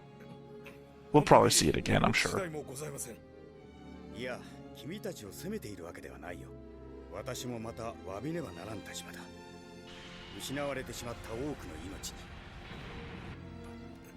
Again, I do appreciate him as a leader. He's taking blame for what happened. I mean, it's expected. Is it? Is it now? You'd think it would be. But that's his style. He always takes, like... Accountability is the word I was looking for. Yeah. That's what I'm saying. As a leader, Durandal isn't bad. It's the part where she opens the door while the guns are going off. To be fair, you remember watching RoboCop? And when they hear the gun go off, all they do is all of them lean into the firing field to look down? Yeah. And he takes his ear protection as well, so sure. What's the point of it? To be fair, they all sound like silenced pistols, too, for some reason. Also, apparently they're back into gravity because the rounds are not the rounds. You killed my sister. I guess they remember that they're in a gravity situation. So that's why I came to a place with absolutely no chairs. Really, if you break it down, this relationship is very weird. And certainly not well established.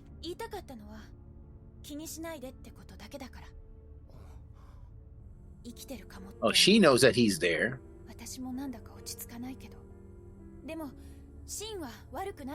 You remember when you killed my sister? Nothing wrong.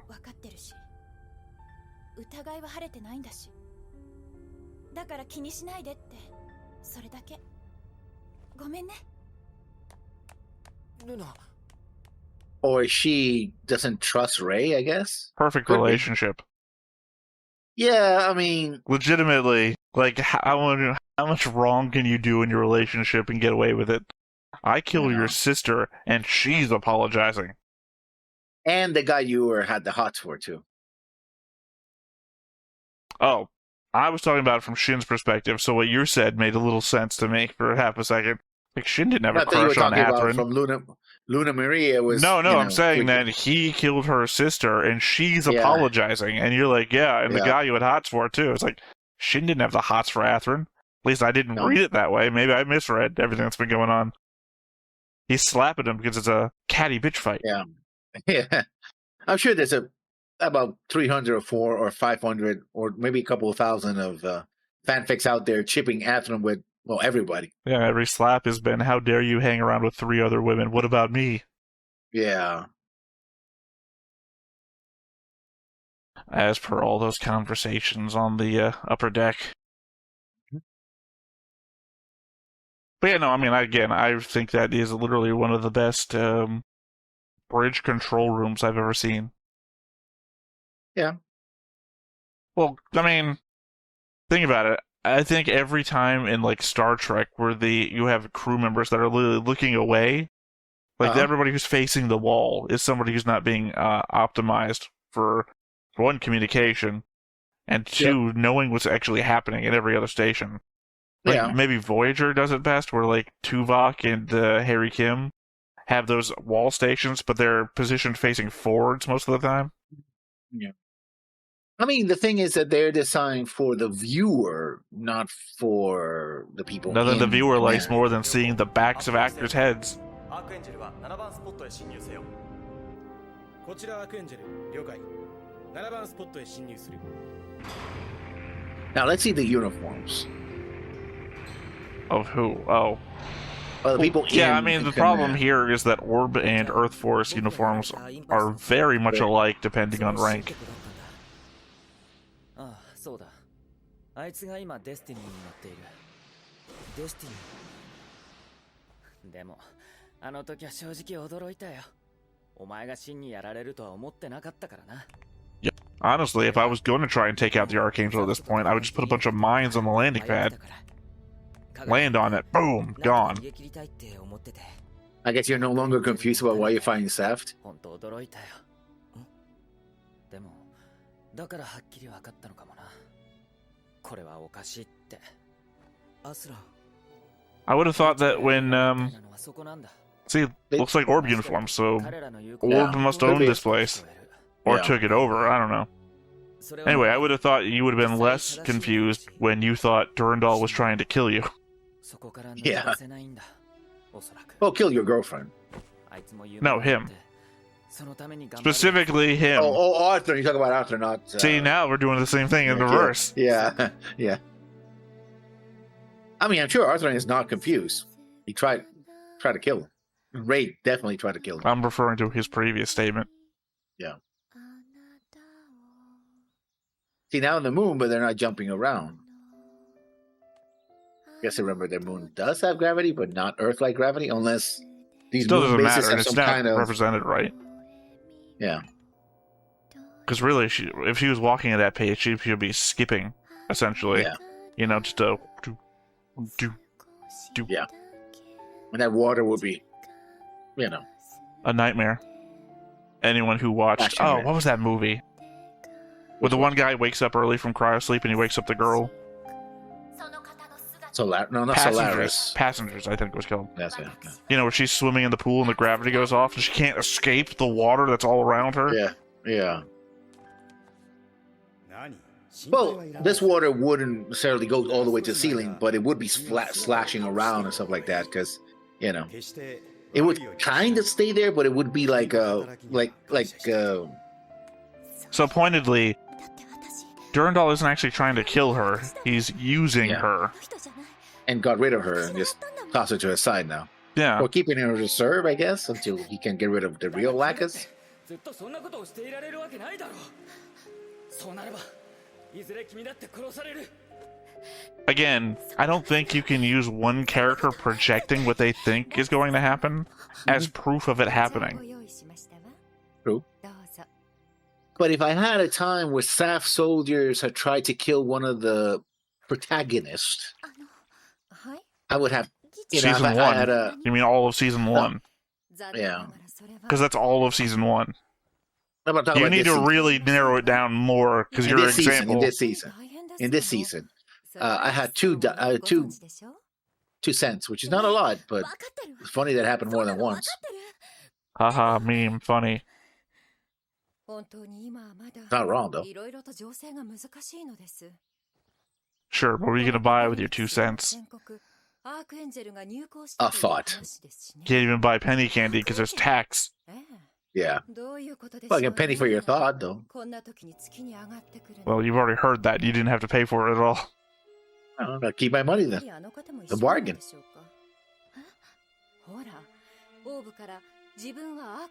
Also, conceivably, 3 times. What's the third time? Break the world. Yeah, but that was not targeted at them specifically, I guess. I mean, when you're trying to kill everybody on Earth, and some of the protagonists are literally on Earth, I mean, they saw the thing come down. Yeah.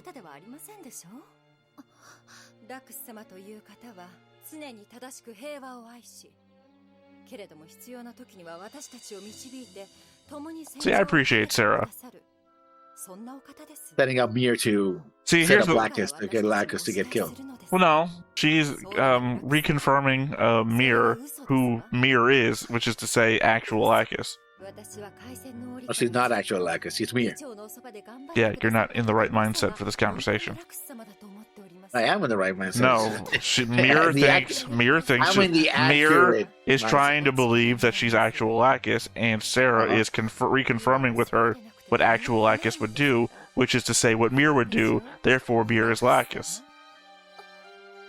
I gotta say that those glasses seem to be kind of stupid because they Now, don't they rest on are their the nose. height of fashion. Do you not remember Alex Dino? Yeah, but they don't rest on the nose. Well, they kind of they're, do. They they're have to. forward. No, but they don't have a space for it, so it would Doesn't cut mean it. into your They're just nose. resting on that little bridge. Yeah, but it would start eventually cut into your nose. You Well, know? hopefully you're not wearing 1 pound glasses. Still, I mean, it's a plastic Also, it's thing, so it's 0.6 gravity or whatever the fuck the moon's gravity is. This is the ideal environment for those glasses.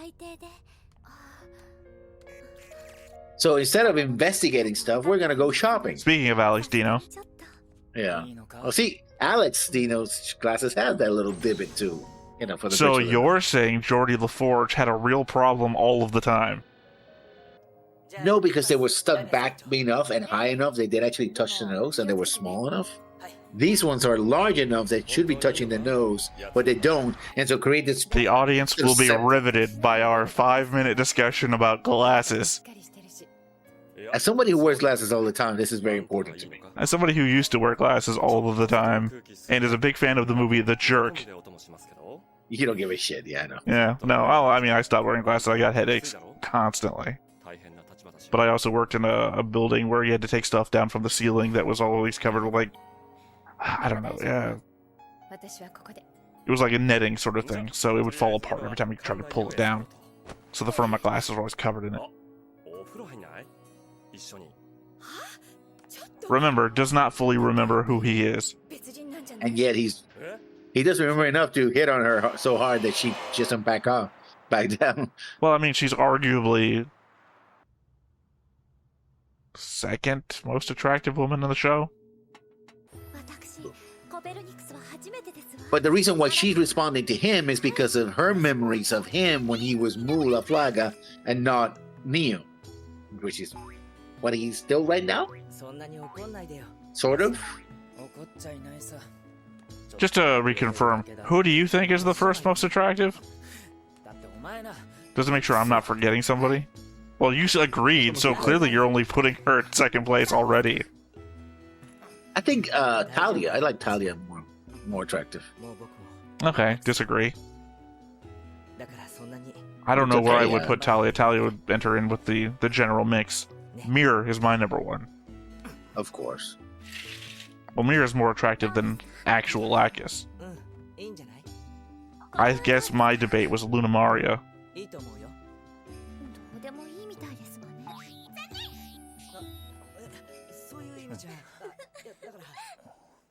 Because Mir also beats actual Lacus in personality, in my opinion. There's Mir's Haru. I don't think we've given a name, but I'm going to say Mr. Red, based on naming conventions. Oh, you're jumping to conclusions, Mir. Conclusions that I had in my notes as well, but I don't think it's true.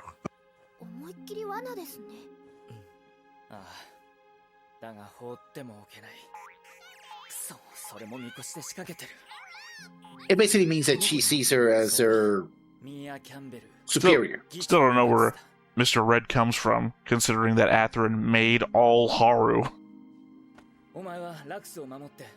I guess somebody copied the design.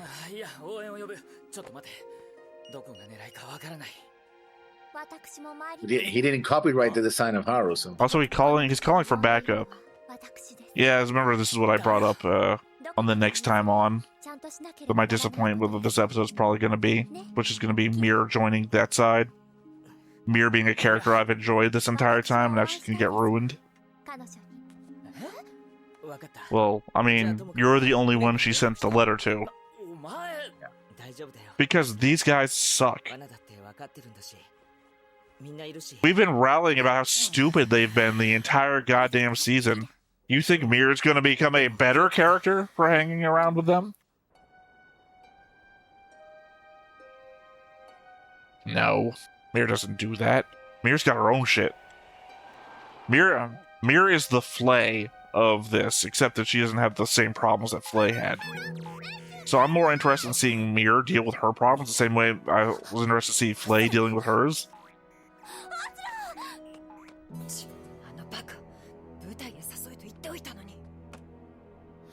Oh. No, the next time on made it look like Mir was shooting at them, which didn't make any sense. So now it's not Mir shooting at them. Also, you remember this from season 1? Where Athrun walked up to Lacus when she was on stage, pointing a gun at her?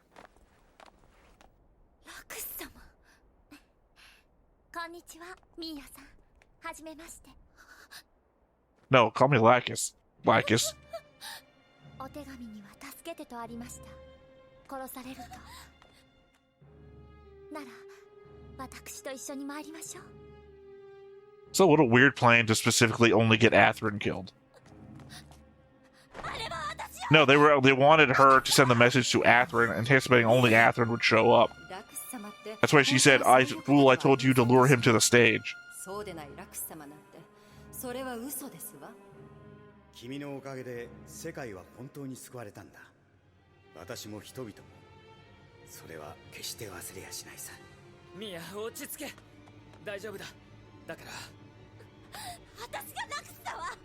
だってそうでしょ。声も That's right. Sing it to the end.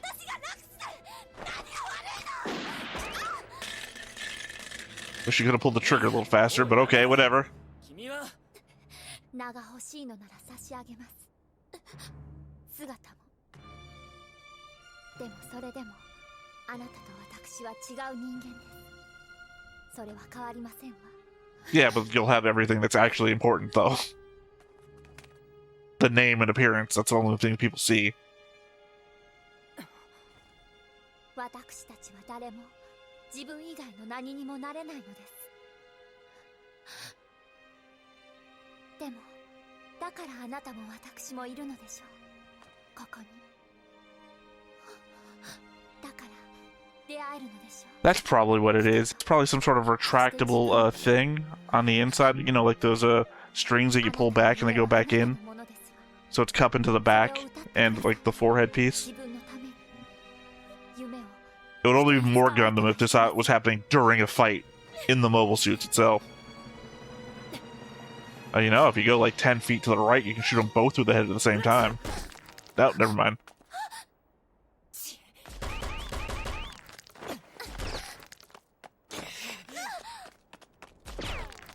Once again, by the way, 100% of these people are coordinators with superhuman abilities and senses. Supposedly. 2 of them, 3 of them, are military trained coordinators. 1 of them is the ultimate coordinator. Coordinator, yeah.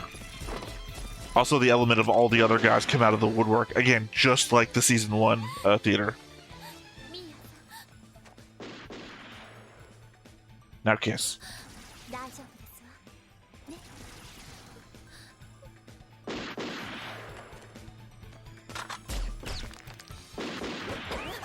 You know, maybe you should have gone on the radio and called in more help. Like, lock this whole area down.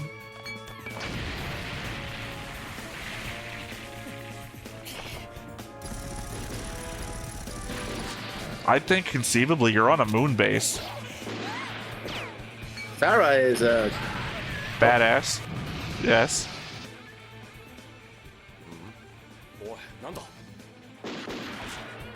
Oh, here comes the backup, I guess. Which, yeah, because when a bunch of people are fighting with handguns, the thing to do is to bring in the super weapon. It's really hard to do from a giant machine. Maybe if I hold them in my palms.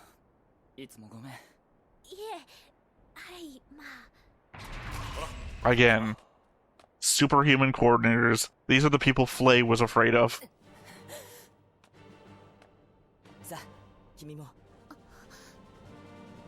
And again, a badass. Grenade to the face, couple shots, still trying to fight. Don't do it, Mary, don't do it! You can push her out of the way and get shot herself. So I said, don't do it. And she pirouettes to her death. Of course, one last dance.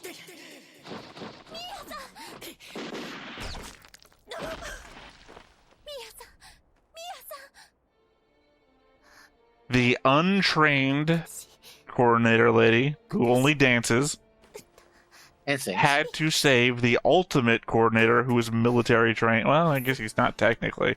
He's trained by experience. Yeah. Well, she didn't actually save him. He was saving Lacus. He was still there. Yeah. My point is, why was she the one who had to jump in front of a bullet? Yeah.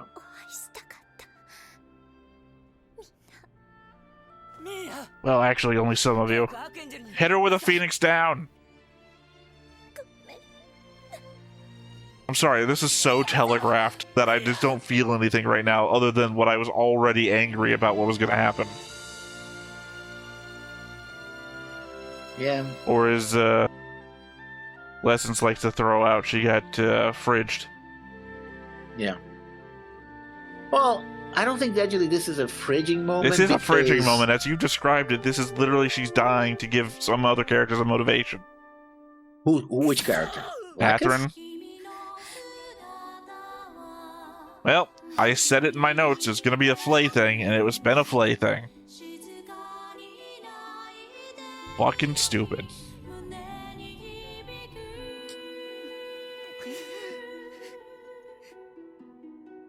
Legitimately should have let Lacus get shot. Then she could have... I would love to have seen that storyline. The storyline where Lacus gets shot, and then Mir feels like the obligation to carry on Lacus's legacy as the person, like, that's the only thing she can do now, is be Lacus because she feels that, you know, responsibility for Lacus.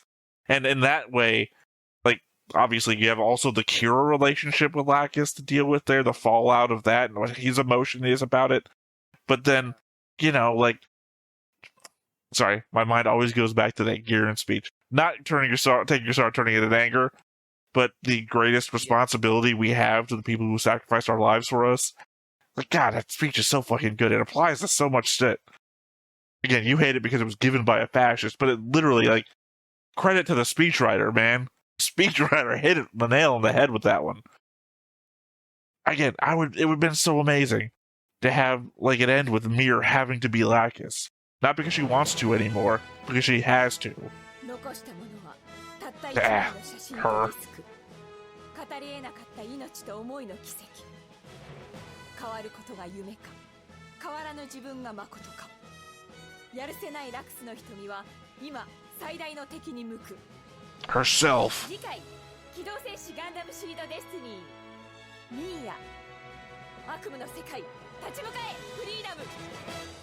Again, my problem with the woman with the eye patch is she looks too fucking cool to be on the side that I'm not rooting for. Also, again, the element of what I probably discussed in my notes, depending on how I edit this, is the element that she's also just like a zaft coordinator that came out to fight and kill her own countrymen. Based on, again, zero evidence. And also the bullshit that she says. Again, I might just be re-quoting my own notes, but the one episode they say, or no, one episode they literally show them shooting them in the cockpits and like fucking killing people. And then the next episode they make jokes about aiming for the legs or something. Like, you have not been doing that. Yeah. So yeah, again, I don't like her because she's too cool. She's too cool on the wrong side. Okay.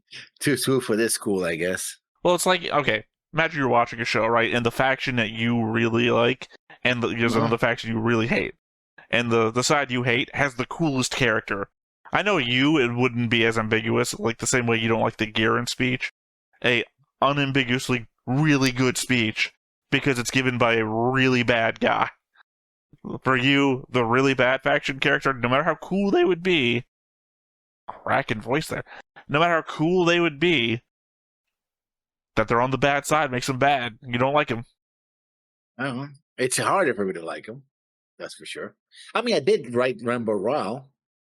and he was part of. Yeah, but then again, we started with Origin, so he didn't start on a bad faction. Starting with Origin, I'm about to say Zaft. Starting with Origin, Xeon isn't the bad guys. Yeah. They're not the bad guys until, 4 episodes in? Yeah, until they dropped that giant station on everybody, and that's when they went. And I mean, arguably, I made the argument in Origin. I know we're getting off seed for a bit, but I made the argument in Origin that possibly you could blame that on the Earth Defense Forces fucking it up. Oh, and killing 20 million people in that colony in order to drop that colony by using a weapon of mass destruction by gassing them to death. Yeah. I mean, obviously, I can't defend that one. Yeah. I thought about that for half a second. Like, well, they were gonna all die anyway, and then it's like, yeah, the gassing part though, it's hard to get past that. That is unambiguously evil. But yeah, I mean, back to the part I can defend. Sure, go ahead. Sure, yeah, the element of Island Ifish had hit its target directly, that would have localized the damage to the Western Hemisphere, maybe the Southwestern Hemisphere, because it wouldn't have spread across the entire world. So possibly you just have the fallout from essentially an asteroid impact, but it would have also decapitated the head of the EDF. So literally, though, if you think about it, expounding on this thought, if they had hit their target, it would have been worst thing for them, because they want to continue the war for just about ever, was the whole point. So if they had taken out their enemy in one shot, oh shit, didn't expect that to work. But I remember my point back then was still a weapon of mass destruction, though. So yeah, well, so was everything else. I mean, the point is that we had to make a treaty not to use nukes and biological weapons, and I believe the indication is that both sides are doing this shit. So, literally have no idea who did what first. I'm assuming that once we get out of the 1 Year War and I'm able to start reading the 1 Year War manga stuff, I'll have oh fuck, the EDF nuked this place first, or I mean, it's not a great defense. It's not like it's not even an applicable defense, right? You did it first, so I can do it to you now. No, not really.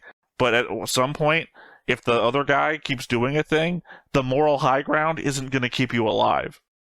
True. Ethics are not going to keep you alive. You're just going to die on the high ground. Mm-hmm. But that's, of course, in a imaginary world. Thankfully, the real world isn't that bad yet. Yeah. Well, we'll get there. Hmm. I mean, we are. You're gonna start World War III? Sorry, no real politics. No real politics. Yeah. Hard to avoid. Well, I mean, it's hard to avoid with shows like this, which are meant to mimic, or not mimic, reflect. And evoke. Yeah. But I guess evoke is actually the better word, because it's not reflecting anything. Well, it is reflecting mentalities of the 60s, I think. Well, here's the thing. 60s, 70s, yeah. When it comes to Seed, it's evoking reflections. I can use both of them here. It's evoking reflections of the 60s, because it's based on 70s Gundam, which is itself written with the mentality of Tamino from the 60s. So, Cold War and all of that, yeah. Sorry, I was thinking of a very specific war, and then I was thinking, oh wait, no, I'm thinking of that from the American mentality, which isn't the one that Japanese people probably would have had at the time. So, I mean, anyway, this episode. What about those glasses? Not a bad episode. Well, it's not a bad episode by itself. It's just that I feel it's in the wrong time. Like, it's episode 45 out of nearly 49 episodes. Again, had it been an episode that happened earlier when the Archangel was like, "Oh, what's up with them people trying to kill Lacus or us? Let's investigate that. Let's go to the moon. Let's if it happened then." Yeah, it would have been much better. But now it's like, I guess we got some filler episode or two between when we decide to just rush the ending, I guess. What episode did Athrun tell them to go back to Orb? It was episode 40 something. 40 something? No, I think that was like 20 something. Okay. 20 something, yeah. What episode did 21. Lacus launch into space? Close to episode 30, I think. So yeah, technically what should have happened is that our main cast of protagonists should have gone to Orb. Lacus would have been on her way to the plants with the plants is what she said she was going to go to handle the mirror situation, ironically, with Waltfield. And this all should have happened with Waltfield in her. Now, imagine what happened there. After, like, say Lacus goes to investigate, but it turns out Mirror is on the move, and that's why she's having a problem. So she's having background episodes of investigating the situation around Mirror. So we would have gotten the Mirror, what's coming next. Yeah. Previous to her actually encountering Mirror. So we would have learned who Mirror was before, in Lacus' perspective, before Lacus encounters Mirror. And then, you know, all the stuff with Kigali and the fighting and all that shit happens, which is when Mirror gets pushed aside, and that's where Lacus would encounter her, because that's when she would send the message. And of course, you'd still have everybody back on Earth, or maybe they go head to the plants or whatever, but the point being is that it should have just been Waltfield and Lacus that meet Mirror. And that way, I guess in this situation, I would have Waltfield get killed. To be fair, the dude almost died once.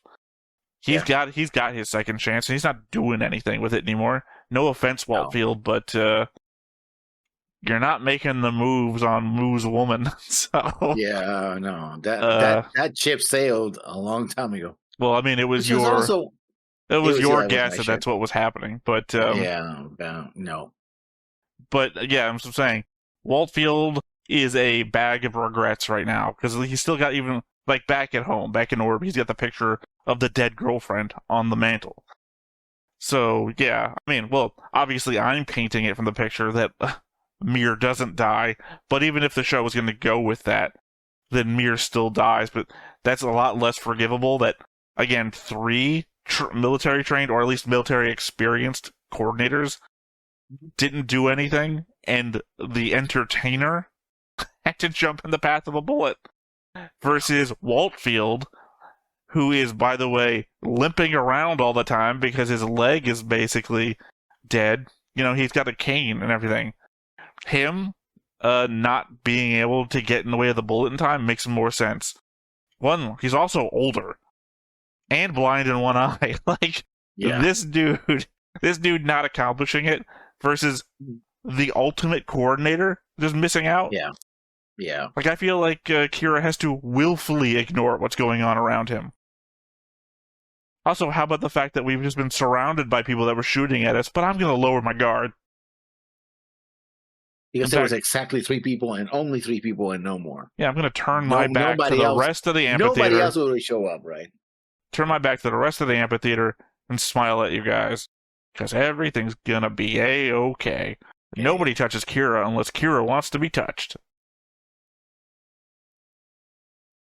That doesn't apply to your girlfriend, though.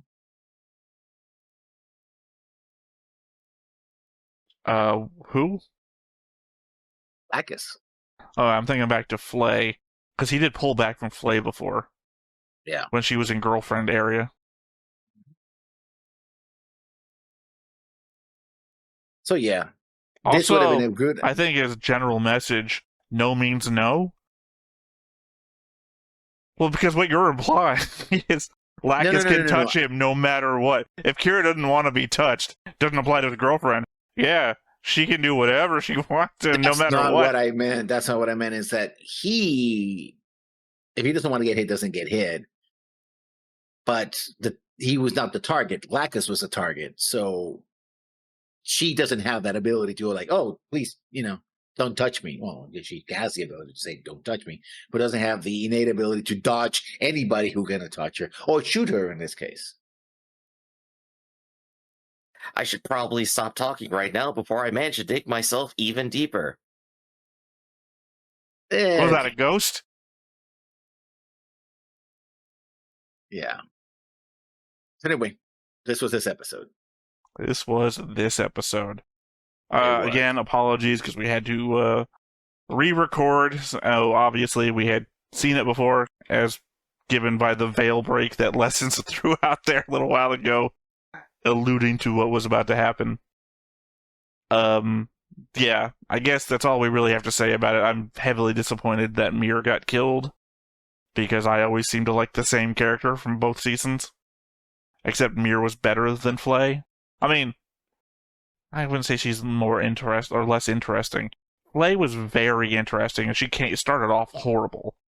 I never thought Mir was horrible, but at the same time, Flay being interesting, or Flay being horrible and becoming interesting, is overall more interesting than Mir just being adorable and a fun character. Until she died. Well, they both died. No, but until Mir dies, and then she's become a tragic figure. But not even her tragedy has the same depth as Flay, because she doesn't go through the same peaks and valleys that Flay did. So, well, I would also argue that Mir was a tragic figure for the majority of her screen. Well, not the majority, like maybe the last fourth of her screen time. Yeah. When she's going through the whole "I'm Lacus" and like in the rain and "come with me or you'll get killed." The exact opposite of "come with me if you want to live." Really, if you think about it. So yeah, I mean, she had tragedy built in, whereas Flay was, I don't know, Flay became tragic, I guess. Yeah. After she started getting used. By Neo, also, we didn't go through a whole. I didn't know about it, but it was a Neo. It was Rowan. What? Neo Roanoke is his name. Yeah. Well, you said it wasn't Neo, and then you said it was Roanoke? I was like, Neo Roanoke is his name. Now, I'm not talking about Neo. I'm talking about... I don't know who you're talking about. The guy who killed Flay. Well, there is an R in there. Yeah. It's much like Roanoke, but not Roanoke. Not Roanoke. 3 letters. Yeah. Rue. So Rao. close. There you go. I was about to give you the hint. There's a lot of vowels. Well, it's not a lot, it's 2, but... yeah. So I guess, I don't know. We also didn't get an episode after she died going over her whole backstory, so... But then again, you know, Flay didn't have, like, a hidden background, or, like, she was somebody else before. Like, she was simply the daughter of a very important person on the Earth side. Well, you'd think so. I mean, that was the basis of a lot of my thought process going through Season 1, up until we get to Asriel. Who is that? And he goes, Flay Alistair. Alistair. Do I know that name? It's like, oh, well, I thought her family was... Actually, no, I was actually proven right. I'm sorry. Backtracking a little bit.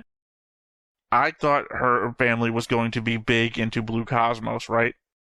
And it turns out her dad wasn't, like, anybody important. Well, he was important in the government of... not in Blue Cosmos, yeah. Yeah, not in Blue Cosmos. Well, sort of, anyway. And then when Asriel, the leader of it all, fucking like, I don't know who that is.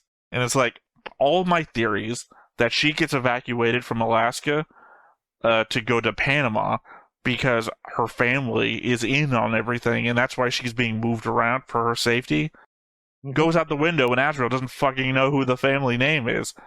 But then... Oh, no, never mind. Sorry, I was thinking I was right, now I'm remembering the name was different.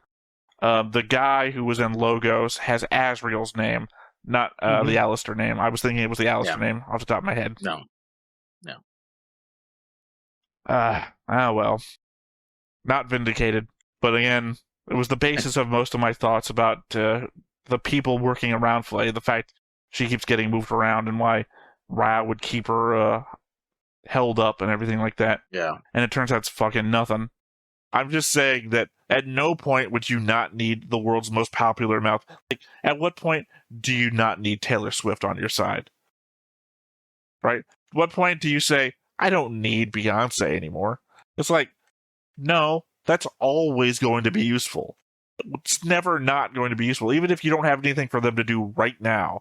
Even if a fake Beyonce shows up claiming that you're the fake, you're not the real Beyonce, that's still fucking useful. You don't just get rid of that.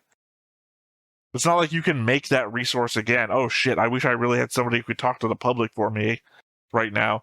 Ah, damn it, I got rid of the fake Lacus. I better come up with a new world's most popular idol that'll talk for me on my side? How long will that take? I don't know. Do you have someone getting hit in the balls I can use as a video for TikTok? Like, what do we do here? It's like, don't throw away that resource. Just to have her constantly be in the background, always having her look updated to whatever actual Lacus is, so she can jump in at any moment to replace her. Well, that's the debate we had back when she appeared back at the transport to go to the moon, or to space, where I said the thing you should immediately do is to throw a concert. Prove that you're the real Lacus by doing Lacus stuff. You're the one that the news is going to follow, because you're the one the news is already following.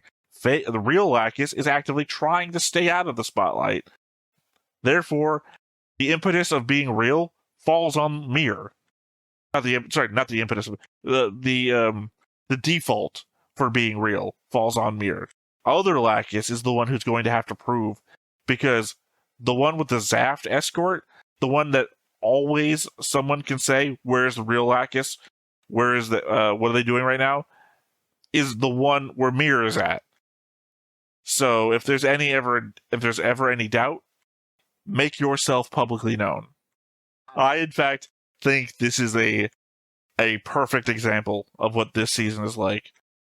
We're gonna go into space to do information gathering.